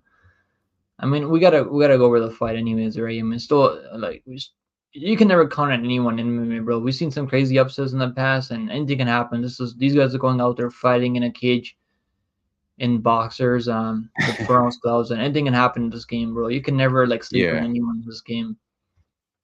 Yeah. Um, It's probably just because he's no one's betting on it either. It's really hard to bet on with these odds too. So I get it. yeah, hopefully they give Bo Nickal someone like good his next fight. Maybe give him Brian Battle, right? Brian Battle. Is that one the Prime Battle battle. fights a middleweight, right? Does he fight a middleweight anymore? I think he No, fights a no, 170, right? he's a 170. 170 year. He's That'd a be a good matchup. welterweight. I would want to see that But matchup though. Bonus that would be versus something, Random right? Battle. Yeah. Test. Okay, bro. I mean, his he doesn't need a glass of water. He's good. Amberly said, "Hi, pick. Are you on Discord? Yeah, I'm on Discord, Amberly. Hope you're doing good, Amberly. But yeah, let's go to the next one. Up next, odds are way too crazy for this one. I mean, under 1.5 now is like minus 350 or something like that. I think minus under 1.5 minus 385. Holy shit! So it's getting smashed even more. Minus 275 in some books. I played at minus 270 for under 1.5. Still wide, even though minus 270. I think it goes under 1.5 though. Up next, guys. I've been going back and forth on this one. Oh man, this is a Damn, man. tough one. I'm going with Arman Tsarukyan. I've decided, man. I'm going with Arman Tsarukyan. I don't care what people think. Fuck it, whatever. I think Dude, Arman's you gonna and me get. both. I think his You and me wrestling is both, really bro. fucking good. I think people are sleeping on him because he hasn't had the opportunity to show his skill set to at the highest level. I'm gonna go. I was almost changing my pick during the week, bro. I was like, Oliveira's gonna win. Then I'm like, the more I think about it, bro, my pick after watching tape was Arman Tsarukyan. I think his wrestling is too good. Obviously, on the feet, he's still a liability. Like he can definitely get clipped. We've seen him get clipped by Joaquin Silva. But he was right away. He's able to wrestle, right? And I think Charles Oliveira is gonna he'll pull guard sometimes, and I don't think he's gonna be able to get a submission off his back.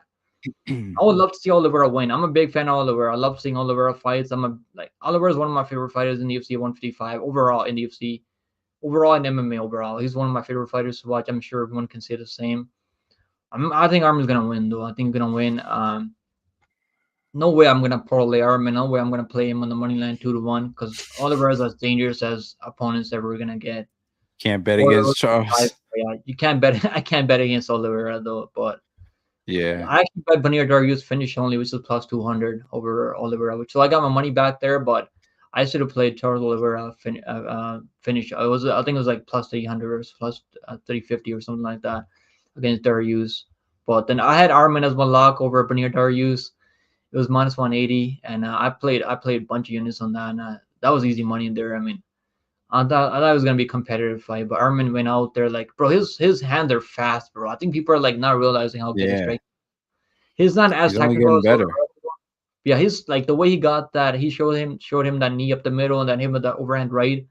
That was fast, bro. I mean, I didn't even see that. I thought it was a knee knockout. I thought he was like he knocked him out with a knee or something. But it was a right hand up from up top. I think our Tsarukyan's gonna win by I'm gonna Tsarukyan by like a third round TKO. Oh man, it breaks my heart saying this because I'm a big Oliveira fan, but I think Armin's gonna win. That's my final pick. Armin Tsarukyan is gonna get this done. If he loses, I'm gonna get fucking clowned by everyone, all the Oliveira fans. I don't really care, whatever. But I think Armin's gonna win though. I'm not confident in Armin, but I think he's gonna I think he's gonna pull it off. What do you think? Yeah, man. This is Armin's time. This is Armin's time, man. Extremely tough opponent in Charles Oliveira, that is for sure.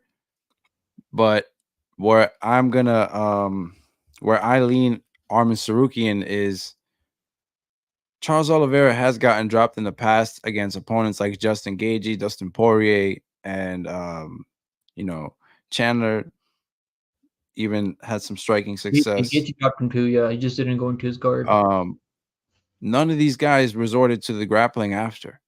And Tsarukyan is not going to be intimidated to grapple with Oliveira. I think he's got good top control. He's one of those high caliber grapplers that don't have to be intimidated by Charles Oliveira working off his back. And I say that respectfully. I say that respectfully because Charles Oliveira is a savage off of his back. I think, you know, we're talking about most bonuses. I mean, look, this guy is He's got phenomenal. so many Charles finishes. I think Oliveira, he's got the most future finishes Hall in of the UFC Famer. history. Yeah, yeah, like future Hall of Famer. You can write it down now. First ballot, like all of those accolades and more. But I just am leaning, like you say, man. I just think this is Armin's time. I don't think, I said it in my picks video. I don't think he's gonna have a hard fight until he faces Islam Makhachev. And I say And that he fought because Makhachev those at two, 21 years old. right, 21. right. That's When crazy. they run that back, it's gonna be his real tough fight because I think these guys now are all a part of his process into getting there. This guy has shown a huge improvement since that first time he fought Islam Makhachev, and he's just hard to obviously he's been caught before in some fights as well, and that's what people are saying. Charles Oliveira is going to catch him on the feet just like he's caught in Justin Gaethje and all these other opponents. It could happen. It could definitely happen. I could see that happening, but I'm leaning Tsarukyan because I think he's going to catch him and then not be intimidated to grapple. So I think he can win this fight via in a as crazy as it is. I think he could win with a club and sub.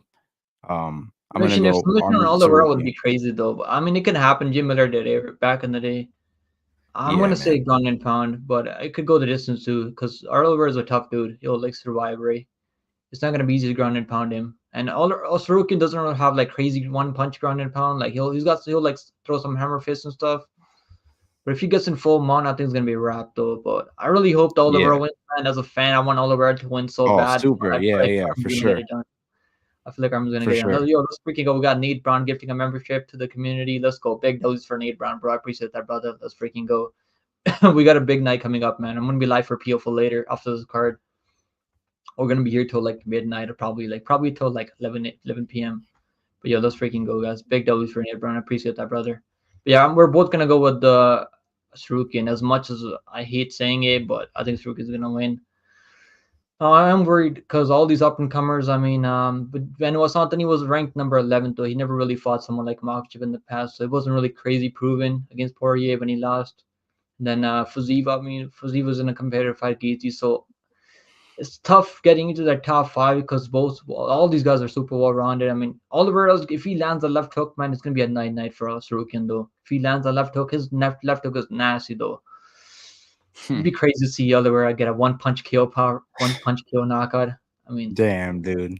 I'm gonna I'm be a jumping bigger on my Oliver feet. fan than Sarukian, but watching tape back, man, I feel like Sarukian's control, like the way he controls wrist. I mean, he's got the same type of wrestling like Habib. Like his wrestling is just as good. I feel like I don't think he's as good as Habib, but his wrestling is just as good. Control on the ground. He does all the right things when he gets the takedown, right? Like that's what I like about Sarukian though, because his Yeah. striking, like he'll throw some axe kicks, like he'll get kind of wide and leave himself open. But I feel like he just really wanted to get the knockout over Joaquin Silva, right? He just didn't really expect him early before he got rocked, No, right? yeah, you could Like tell. You could because tell. he saw the odds, right? He saw that he was minus 1,000, and he was like, "Yo, I got to go out there and finish this guy in the first round," because and that's what everyone was expecting, right? Everyone was expecting him to go out there because he really wanted to finish, and he got to finish in the third round. You know how badly that he wanted to finish him, but he really didn't have time to prepare for that fight because Joaquin Silva took that fight on short notice, so he didn't really have he had a full training camp, but really didn't have time to like prepare for that style, right? Joaquin Silva was a juiced up brilliant though. To be fair, it's not like the guy's a scrub, right? I mean, like No. he's not. He's got some power and he throws heat. And that's the type of fight that you want to see these guys in, right? Get rocked and recover and still win the fight. Like that's the type of fight that's going to build you up to that championship Exactly. That's what I'm saying. caliber. He's always showing improvement. This guy is you can't count Sarukian out in any fight either. And he's And this is doing going to that be a at great such a matchup, man. young This is going to be age. an awesome matchup. I think this is Yeah, going to be man. part of the night for sure. Yeah. It's going to be back and forth until one of them finishes each other. But yeah, we're both going to go with Sarukin, but I honestly hope Oliveira pulls it off. But the odds are like, I can't get there in Sarukin at this line. No way. If it was like minus No. 120 for Sarukin, I would bet it. I would bet the hell out of Sarukin at minus 120. But minus 225, bro. Like, I mean, Oliver up minus 185, plus 185. Dogger past their betting yet. I can't get there on this line. I don't know. I don't know if there's anyone parlaying. I'm sure there's a lot of sharp playing. Have a lot of money on Sarukin here. I just can't get there personally. I think it goes over one and out though, but it's definitely risky though because these guys are gonna go balls to the wall from that first bell rings. Fight doesn't go to this. I got under 2.5 in a parlay at minus 210. I think it doesn't go over 2.5 rounds. Yeah, Um, that's a good play. yeah, I don't think it's gonna go under two. I don't think it goes past the second on. But yeah, we're gonna go with Tsarukyan. But yeah, I was leaning decision. I feel like a third round TKO isn't unlikely though. But it could go the distance too. Hopefully it goes the distance and Oliver like hopefully it go ends inside distance because they got the parlay going. But as a fan, Yeesh. like I don't want Oliver getting finished as a fan. But bro, I think Tsarukyan's gonna win though. But we're gonna find out. Up next, we got Justin the highlight Gaethje taking a max blast Holloway. You want to Man. start this one off, Chris? Yeah, man. All right. So Justin Gaethje, 155er natural, 155er. We know this. And I think he's got good knockout power. Man, he's got a good chin. He's taking some hard shots in his fights. Um, and we've seen him. You can't ever count out Justin Gaethje either. You know, we've seen him almost in that fight with Dustin Poirier. When I watched it back, yes, he took a lot of shots, but it was moments where you felt like he could have almost gotten the finish in every round in that fight. He could have finished Dustin, because I think, you know, that's what he does. His power does transition every single round, and I think he's been working on that. You know, we saw it levels to his game every single fight. Even after his losses, he's improving, as well as Max Holloway, though. You know, Max Holloway, when he took that first loss to Volkanovski, he also showed a lot of improvement in that second one, made it out an extremely close fight to I call. think Holloway got you got robbed in that one. Even Dana White Yeah, said he got robbed. yeah, I was leaning Holloway as well in that second one. So these two, man, they make phenomenal game plans for their opponents. They have good coaches. This is such a hard fight to call. Um, I think the calf kicks of Justin Gaethje are going to play a huge role in this fight. He's got great calf kicks and good body shots as well. He's able to mix it up. He's not a stranger. He's not just looking for headshots. Um, and I think he knows that he's going to have to break Max down in this fight. It's not just about one shot here in this fight. That's why, you know, 5 rounds is a little bit concerning for me, because I think Max Holloway's volume, we know that his volume is the way he gets it done in all his fights. He's going to pressure and volume and just literally outclass his opponents in there. Um, that's what he's been known to do. But in the process, he takes a lot of damage. Takes a lot of damage, and some might say otherwise. You know, I know Nate's been saying that he doesn't take some shots, but I've seen him take some shots, man. Uh, Max Holloway, Volkanovski yeah. I mean, also, he's got a decent chin though. He doesn't have a bad but chin. exactly, that's the best part about him. You know, he's got the chin for it, and Volkanovski, he was having success with the calf kicks. I think Justin's are going to hit a lot harder. Um, man, for me, it's if this fight ends early, it's Justin Gaethje. If this fight goes late, it's Max Holloway by split decision. And the way I've been leaning lately in this fight, and I think I'm gonna have to make a pick flip to Max Holloway, man. I think Max Holloway, he looked Let's good on the go, Max scales. Holloway. He looked good on the scales, man. He's fast. He's gonna bring that speed into this fight. He's gonna need to use speed in this fight. That's for sure, because Justin hits hard and he plants his feet when he does hit hard. So he's going to have to move. And just Max is no stranger to working the body either. He's got phenomenal boxing. We're talking about two great stand-up fighters here. But I see this fight going all 5 rounds. I see this fight going all 5 rounds, and I see Max Holloway winning it by split. Man, I'm going to call Max Holloway getting this one done. Yeah, I'm right there with you, man. I'm not as like I've been going back and forth, but I think I'm gonna stick to Max Holloway. I was leaning Gaethje by decision.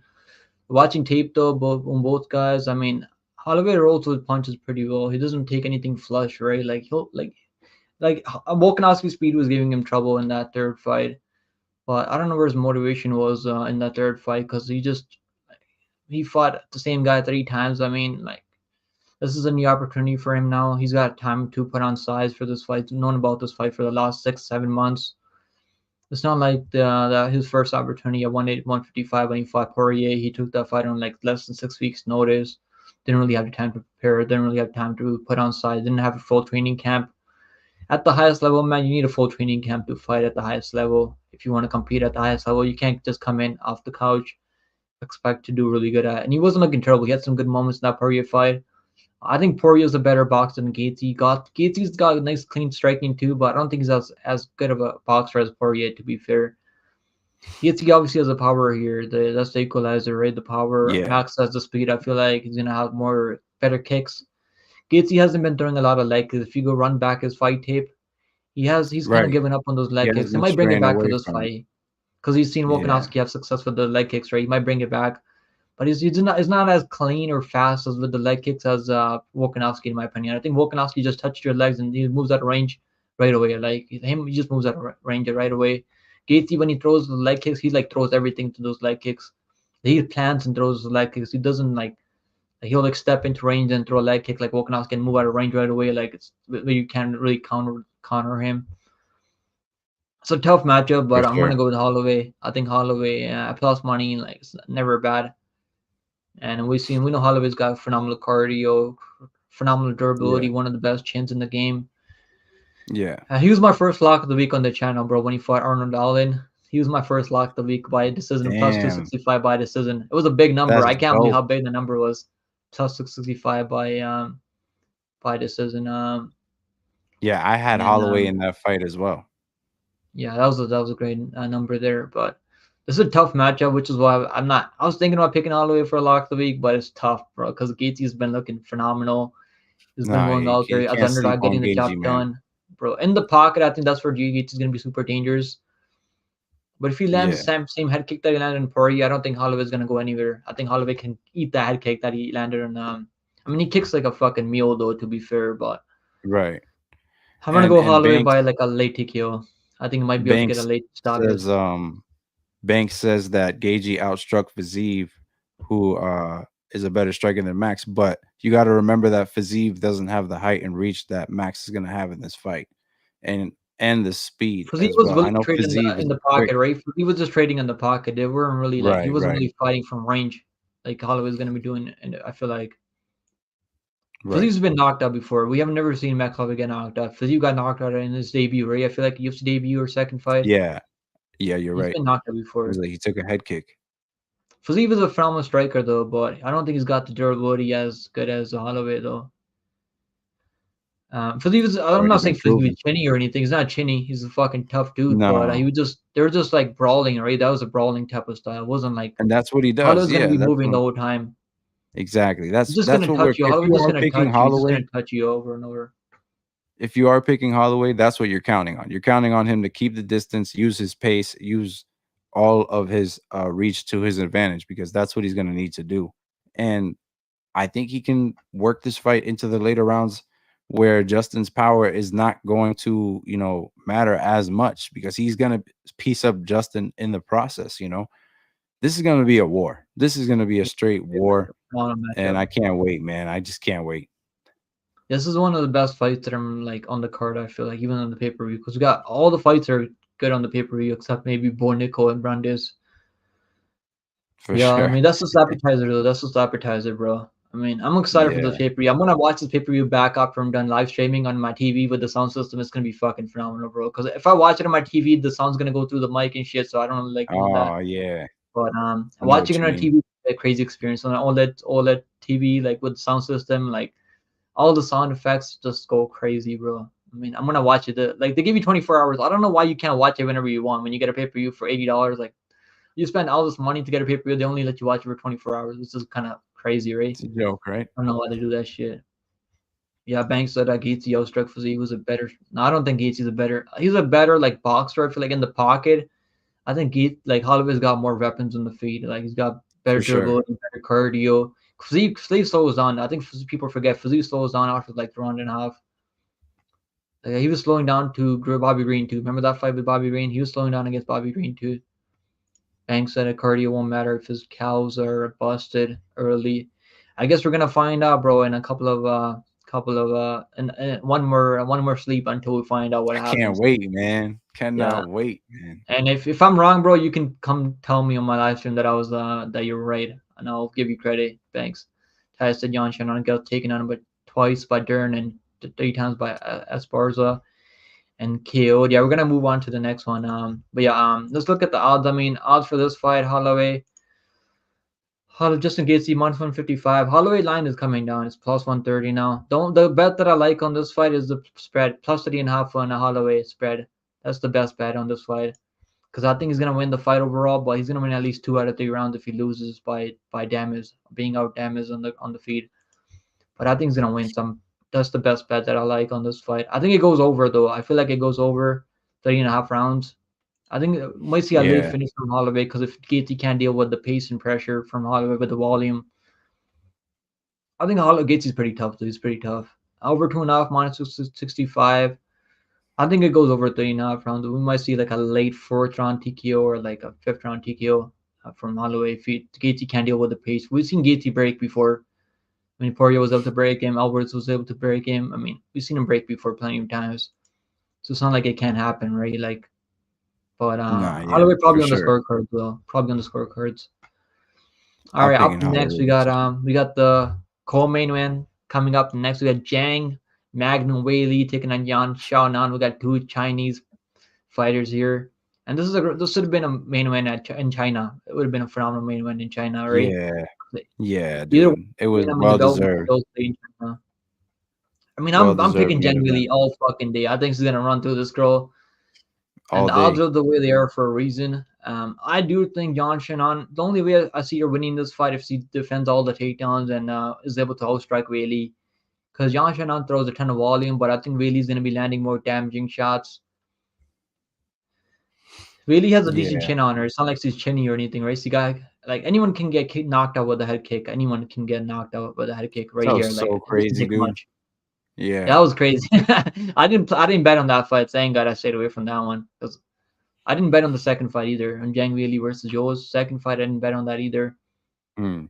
And the only time that I bet Weili prop submission prop plus 800 over Carlos Barza, I called that out in the MMA expert stream. I was like, bro, I think she's gonna submit Carlos Barza because I knew Carlos Barza was gonna be shooting takedown desperately because she doesn't want anything on the feet with Weili. I should have put more than Dude. $100 on that submission, bro. I would have been fucking rich. I would have been rich if I just put a couple $100 on that. But yeah, I Damn. mean, plus 800 for Weili by submission over Carlos Barza. People were expecting the knockout, right? But I knew Carlo was going to be shooting fucking desperate takedowns. But yeah, I mean, this is a not a similar matchup. I mean, even though like Carla has a crucifix TKO win over Yan Xiaonan, I do think Yan Xiaonan has been working on the grappling at Team Alpha Male. She's been every time I see her training, she's always out there grappling. She knows that's the hole she's got in her game for this matchup. I mean, I could see like upset here. I wouldn't be shocked there's an upset here, but I feel like Weili's gonna be. She's too smart. She's got way too good of a fight IQ. I mean, her fight IQ is phenomenal. I mean, she's still like time those takedowns, still like throw a strike up top and then mix in a takedown like she was doing against Lemos. And that Lemos fight should have been stopped. I mean, I don't know Dude, why the referee stopped the fight. I was for so real. pissed off because I had the unders in that fight and had Weili in the parlay, so I broke even. But I would have made a ton of money if they just stopped the fight because Weili beat the shit out of her. I just watched the fight back last night and I was like, holy shit. Because some people were calling that fight boring. I mean, I don't know how that fight was boring. I mean, that fight was pretty fun. I actually liked watching the most get her ass beat. And Yeah, man. yeah, they should have stopped the fight. That fight should have been stopped because I thought it was a good. Lemos I thought she was took too dominant much damage. everywhere. Lemos is tough though. Lemos is a fucking tough girl, which is why I bet Lemos over Dern because I was like, she's gonna be fucking way too tough for this girl, and And she made it she's gonna close beat her. though. Yeah, Dern made it close to the takedowns though, but she doesn't really like she's a submission or bust, right? Dern is like a submission or bust, Yeah. like or she needs to rack up enough I control time where the control time outweighs right. the damage on the feet. But I yeah, didn't think it was Zhang quick, Weili's gonna but win. I think Zhang Weili's gonna win inside the distance. I played at plus 110. I don't think it's plus money anymore. It's like maybe you can find it plus money on some books. I think she's gonna look for a finish here. I know she couldn't get a finish her last fight. I think Lemos has better jiu-jitsu than John Chanan. She was looking for ninja chokes off her back and stuff. She's attacking submissions. I think Yan Shanon's gonna be looking to wait to make her way back up to her feet once he gets taken down, and I think Weili's gonna wrap up a submission or knock out. She's gonna get a grounded pound because Weili hits she hits hard, man. She's strong. She picked up Shaq. She picked up Dude. Ngannou, bro. Like these guys are fucking massive. Like Weili's a strong fucking. She's a strong fighter. Yeah, I'm man. really You I'm gonna pick Weili by grounded pound. I don't think she's really gonna need to look for a submission here. I think a grounded pound is gonna be more than likely. She might get a knockdown and grounded pounder because she knocked down Lemos on the feed, who's got way more power than Yan Shannon. I mean, Yan Shannon getting the knockout over Andras, like Andras was asking to get knocked out there. She was spamming the left hook 5 times in a row. yeah, Like, what do you yeah. expect? Like, yeah, I'm gonna go Weili by TKO third round. TKO, I think she's gonna get a stoppage here. What do you think? I agree with you, man. Right? Honestly, you said it all. Honestly, just to save time on this breakdown, because I don't see anyone. I don't see Weili losing to anyone anytime soon. Let's be real. I think Yeah, I think they she's run that Rose fight back. I think she beats Rose now. Like yeah. the only reason This Rose won the fight was because he was able to get a takedown in the fifth round. That's the only right. factor. We're Like talking about a girl who was originally known for just knocking people out, and yeah, now she's out there looking like a Khabib Nurmagomedov of her weight class. You know what I mean? Like she's just showing so much levels to her game that I just think that she's going to be very dominant. She's going to be a very dominant champion for a while. I don't see her losing this fight or her next one. Weili is just that good, and I truly believe that. She could take a punch. That Rose head kick knockout, I actually saw that live. I was there that was for insane, that bro. one. Watching the live must have been crazy, So and the crowd went absolutely fucking yeah, berserk. I remember her like chanting, "I'm the best" and all that. That was something to see. But I just don't think Yan Xiaonan or any like, no, and that's no disrespect to Yan Xiaonan. I just don't think anyone is going to meet the level of improvement or even catch up to what Wei Li has been doing. And credit to her, man. She's just next level, like you said, picking up Francis Ngannou, picking up Shaq, dude. She's gonna have no problem tossing around Yan Xiaonan. Let's be honest, guys. And on the feet, she's no stranger. So I think she's really good, man.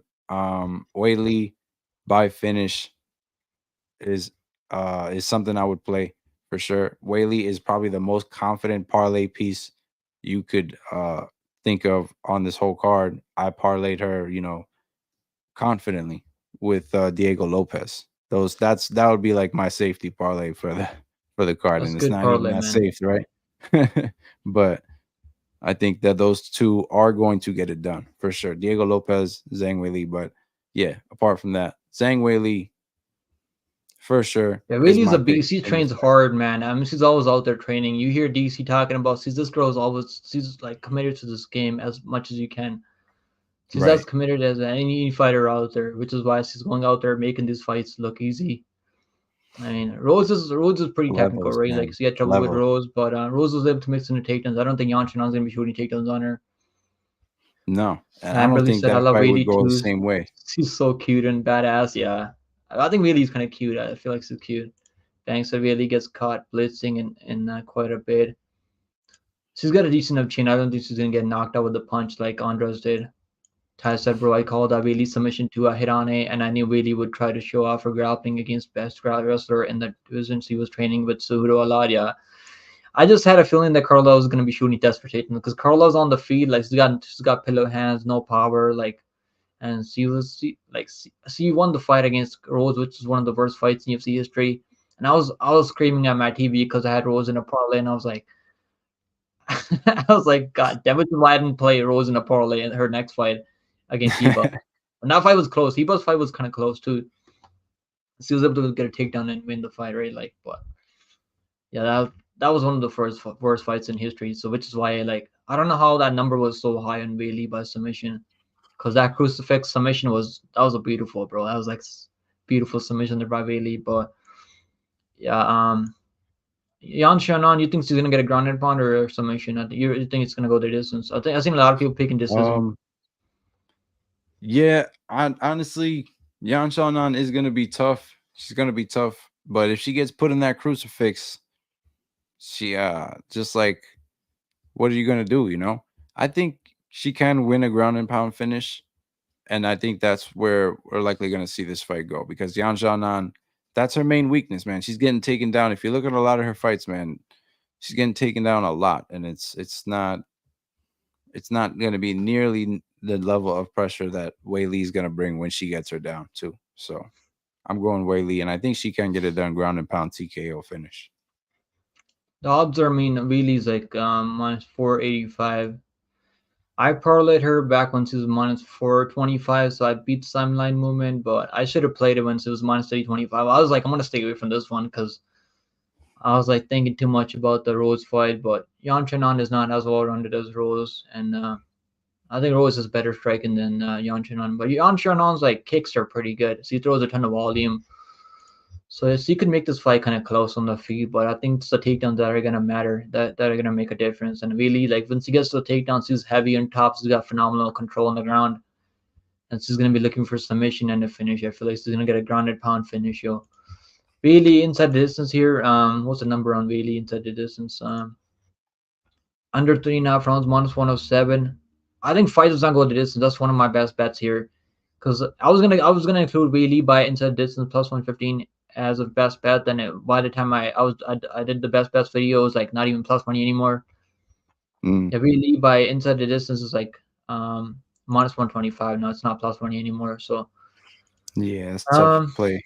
I was like, you might as well take fight doesn't go distance, right? Minus one. It was minus 150 when I gave it out, but Or minus you one could sixty. you could You might money as well line take her, fight parlay her. doesn't go distance just to cover both sides, right? But I think really, but as Yeah, a parlay piece is phenomenal. Even at minus right. 485, I think this is a better parlay piece than Kayla Harrison because Oh, for really is like sure. One proven to be thousand above. percent. 1,000%. One Yeah, thousand percent. we're People gonna both betting on go Kayla with Weili. Harrison are really taking a big chance. I think they're both gonna Yeah, win, but yeah, it's like we've seen Weili go out there prove it over time and time again. exactly. Exactly. All right, That's where guys, we're at. we're at the main event of the evening now. You want to start this one off, Chris? Alex Yeah, Poatan man. Pereira taking on Jamahal. Sweet Dreams Hill. What a main event, bro! I'm so excited for this one. Dude, me too, man. I think a lot of people are, questioning Alex Pereira's chin coming into this fight, and a lot of people are questioning Jamal Hill's Achilles. So, you know, Sweet Dreams has looked good out there. That's one thing we can't deny. This remove the injury from ever happening. This guy, there would be no discussion here. I would be picking him all the way. Okay, if he didn't have no Achilles, nothing, I would have picked him, and there would have been no question here. But we got to take that into account. And I think he does use a lot of footwork, unorthodox footwork out of him from Jamal Hill. I think he's an unorthodox striker. Watching his fights, he doesn't really throw anything conventional. He's actually, hitting you some in different ways. And I think that's why he has a lot of success on the feet. We saw that against Glover. Glover was hands up whole fight, but still getting clubbed through the defense. And we saw that Jamal Hill switch stance in that fight. So good game planner, great stand up. We know that he is a good. He's got good grappling, but we know he's not going to grapple. He already said it. He He wants to said he knock wants to this knock dude out out. Poatan. And if you want to knock out Potan, you are just asking for it, man. I mean, That's it can be that's what done. We've I seen think, Izzy knock man. him out, right? I mean, Izzy's never Um, really been known for one punch KO power. For sure, It can for definitely be sure. But done. if we watch that fight back too, that's another thing. I really feel like people after he got slept kind of forgot how that fight was going. You know, Yeah, Pereira was Polton was having, dominating the fight on the feet. you know what I'm saying? Pereira He was got dominating definitely that fight, and he was on his way to another win, making it 4-0 against Adesanya until I think he got really cocky in there. And can that happen against Jamal Hill? For sure. For sure. But it's going to be something where he's going to have to keep himself tamed because, I mean, he's also got the guy who he just fought in Glover coaching him. So, he's also got to be aware that Glover's got to be telling him this guy's going to be there all 5 rounds. Jamahal Hill is a He's guy, not going anywhere. He's a I tough don't dude. question his cardio. I don't question his power. I do think his power transitions as well into the later rounds. Um, who has the more one-touch power? We will find out because Yeah, we we're saw gonna find out in this fight. Hill Sure. flatline Walker with one shot, but and when we've also seen Pereira do it time and time and time and time again. So obviously Pereira's done it more, but these two have proven to have one-touch power each. So extremely, extremely tough fight to call here. But I'm picking Poatan, man. I think that Hill is going to need that footwork, and that footwork is going to be compromised, man. There's just no denying it. Maybe I'm making a big deal out of it. We'll find out. I have to get proven wrong. But I just think that there was a time where this guy was sitting on the couch and he had no intention of fighting at UFC 300. And then he got a call on 4 weeks' notice. And I think it's going to, he's in shape. He looked really good on those scales. And that's for sure. Anyone questioning his Yeah, Pereira physique, looked fucking he huge was next to strong up Hill there. too. He's got a Yeah, sizes over. I don't know how this dude ever made 185. right. But anyone questioning Hill's physique coming into this fight, you're absolutely mistaken. I think he has worked very hard for this fight, but I question how that leg is going to look. I question how it's going to look, and I think what better coach to have than Glover Teixeira, the guy who just fought him. This is like Poatan, and then he's also telling him he's going to stand with him. We're talking about a phenomenal kickboxer who takes his time and one-touch power, like we said. He's not compromised. So I'm leaning Pereira, man. I think it might happen late. We could see Jamahal Hill definitely having success in this fight. I do see him, What if Jamahal wrestles putting here? on. What if he gets a takedown and gets on top? Is it Now gonna be a that's wrap? if he does wrestle, I think it's a wrap. I think it's a wrap. If I knew he was going to wrestle in this fight, I would be picking him all day.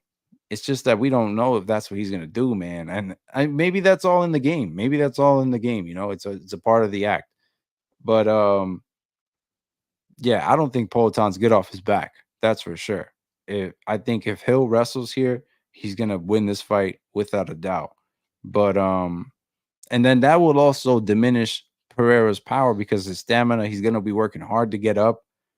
I think that wrestling is huge for Jamahal Hill, but I just don't know if he's gonna do that. He wants to make a big statement and trying to make He's a got so much statement. ego, man. Hill's got so much ego. If he didn't have Yeah, ego, I would be so confident in Hill here. you just can't do that. The You ego. just can't do He's got that so with much a ego. guy who has one touch power. He had such a big ego against Paul Craig. Paul Craig I mean, even though broke his Paul Craig broke, arm. this dude was still fighting through it, right? This dude is fucking Yeah, tough. You yeah. never question his Oh, he's heart. super tough. That's one thing. He's super tough, man. And credit to Jamahal Hill, man. I think he can get it done for sure. I think, like I said, if it wasn't for the Achilles surgery, I'd be picking him all the way here. If he had a full camp and all that, this guy's only had 4 weeks to prepare, man. I mean, this And is a tough and fight. I'm still going back and forth. I can't decide who one of like. and I I was gotta go picking Hill Poatan. after watching tape. Then I'm picking Pereira after. I still can't decide, bro. This is a tough matchup as you can ever have to make a pick on. Super tough, man. I love this main event. Either way, I don't think it's gonna go the distance. Either way, I don't think it's gonna go past the Oh second, yeah, third round. no, I like no. the under two and a I half rounds. I think it goes under 2.5. I got the under 4.5 rounds in a parlay at minus 370. Even though the line is kind of wide, but I still think it's a good parlay piece because both these guys have a ton of power, and I don't think it's gonna go the distance at all. So you're leaning poor, ton by KO, second round, first round, or third round. Like which round do you think is gonna happen at? man, I think we could see it happen third or fourth round, man. Third or fourth round, I'm leaning because I think these two are because it is a 5 round fight. The first round's going to be slow. They're going to measure each other up. They're going to look at what each other's going to do. I think that Poatan is not believing that Hill is only planning on striking here. I think he's going to be aware that he might have to wrestle a little bit here. I don't know. Maybe it's all in the antics. But if this fight does just straight up start standing like a stand and bang from the first round, I don't see it going all five. That's for sure. It's just a matter of how that second round looks. I think the first one is going to be a measuring process, and then that second one is where they're really going to go at it. It's a tough matchup, man. I think Poatan Chin at 205 is better than it was at 185 because not draining all the water out of his body anymore. Like it's not cutting like 40 pounds to make 185 anymore. So Chin is better at 185. He's been more active. He's been fighting championship level fighters. He's been defeating championship Yeah. level fighters. Even that fight, Izzy, he was on his way to winning that fight. He was dominating the fight, outstriking Izzy easy. But Jamahal Hill has that one punch KO power, which is scary, bro. Because obviously, like Yeah. I know Pereira's gonna be attacking those leg kicks, but he might like sometimes I don't like one thing about Pereira, like he'll leave himself open up top, like when he's throwing those naked body kicks, leg kicks. He doesn't telegraph those leg kicks, but he'll like keep his hands up too low. Oh man, Prochazka was landing some nice shots on Pereira too when he's walking him down. I think Pereira's gonna be trying to walk him down. He might walk into a left hook though. This is a tough one. I still don't have a fucking pick, bro. I still don't know. picked I picked Hill because after watching tape because I think he's got better boxing in the pocket because I think he's willing to take one to exchange in the pocket. So is Pereira too, but Yeah. I think oh man, this is a tough one. I'm gonna go with Pereira now because activity and all the red flags with Hill now. But Yeah. I wouldn't be shocked either I way, feel man. you. I'm gonna go with Poatan just because the activity. He's made me some money in the past though. The only time that I lost money on him was that Izzy fight. I live bet Izzy at like minus 150, I think it was live. And that second fight. And the fifth round TKO, I was like, God damn it, I was so pissed off Mercado. That's why I hate Mercado so much. Because that, like, Izzy probably would have got knocked out still, because if Pearl was trying to fucking hunt him down. Yeah, dude. He was going Oh at man, him. this is a tough matchup though, but I think some people are saying that Hill is not as good. He's overrated. I don't know what the hell they're talking about. This dude, he's broke Crazy. records for landing the Crazy. most significant strikes, even though it's over Glover. I call him Glover. Glover Teixeira, but still, man, Glover Teixeira is not a bum, right? He became a champion at 42 years old, so he's not like a bum or Yeah. anything. And Glover was having success landing some shots on him too back, like because Hill like he doesn't really circle out of range properly. Like he'll like stay in one place for too long. I'm gonna go Poatan by second on KO, but I'm not confident at all, man. I'm not confident. You can't be laying down Pereira minus 130. I don't know. I would not lay No. down minus 130 minus any like if you're getting Poatan at plus money, like which I don't think anyone is getting him at plus money. I think all the sharps are on Hill here because they're getting a guy that's more well rounded, has more MMA experience. Hasn't fought the competition that Perez fought, obviously, but has decent chin. I mean, Hill has decent chin, has good boxing, nice combinations. He's got some sneaky head kicks too, bro. This guy's got some sneaky head kicks, some nice Seriously. body kicks. So it's a tough matchup, but I gotta go with. I was thinking about picking Hill too, but the layoff, the he hasn't had enough time. He definitely didn't know he's gonna be fighting at 300, and I think Pereira had a clue that he might be fighting on 300. He had a feeling that they might um they might have him fight Yeah. on He was 300. So definitely he's a lot better prepared. and Glover's in his corner. So bro, I mean this is we could see like I think one of these guys is gonna go to sleep here either way. Oh yeah, Either for way, sure. man, like the odds are like minus 130 for plus 110 for Hill. Hill was plus 136 when opening up, so the money has been coming on Hill early. All the sharps attack Hill early, then the money line's been going back and forth. I actually played Hill like at plus 140, and then I cashed out. I fucking cashed out because I'm scared, bro. I'm like, oh, I don't know, man. This is the 2 year, the over a year layoff, the Achilles injury. Like, I should have just kept the bet because it was like really good number, but I was kind of scared, so I'm just gonna enjoy this main event, bro. I'm just gonna enjoy it. I got the unders in this one, so I think it's gonna cash for my parlays. I got a bunch of Yeah. run robins with the unders, so I think that's gonna cash. But yeah, I have Darius, I can have you this fight chill, not bro? going the Holy shit, distance as Darius. well. This guy just constantly like fucking on my fucking ass with the PFO starting right now. Bro, chill the fuck out. Holy shit, Darius. Dude. I know it's starting in 15 minutes, bro. We still got fucking 15 minutes, bro. Chill the fuck out. Holy shit. Lane said Alex not good off his back because not needed. He'll like if things don't really go his way on the feet, he might be able to. He's like, let me just take this guy down. Why am I playing around on the feet? But knowing Hill, Exactly. knowing how much ego he's got, he's a salty guy. He's got so much ego, so he might just want to stand and bang with him. And I don't mind the chances on the feet either, but I just think Proton's got more weapons on the feet. But it's a tricky matchup, man. It's a tricky matchup. I don't know how anyone can lay down the chalk on. It should be minus 110. If it was plus money, Proton, I would bet it all day at plus money. But just, I mean, the over 1.5, I think it goes over 1.5. But I played over 1.5 in that Prochazka and Pereira fight, but it was minus 130 there. And so obviously the numbers a little bit. I think they're gonna take their time early. Then they're gonna find their timing. But I would not play the over at almost 2-1 here, minus 175 for over 1.5. Fight doesn't go to distance, minus 400. I think that's a good parlay piece right there. Fight does not go to distance because I don't see this going to distance. Under 3.5 rounds, minus 275. I I got have the that in under the 4.5, parlay. under 3.5 rounds in parlays. I think I like all the unders except I have under fights and 2.5 I rounds go the distance is in the risky parlay as because well. yeah, I think the unders are a great parlay piece here.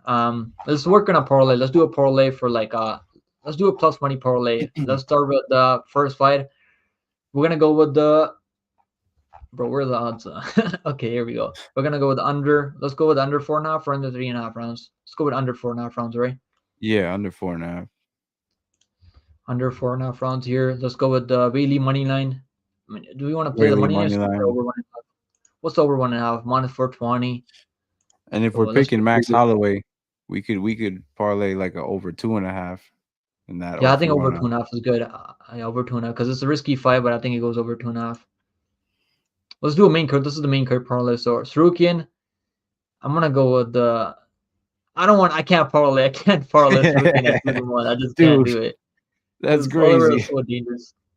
I just can't do it. If it was minus 120, minus 140, I would parlay of Tsarukyan at minus 140, but line is way too wide.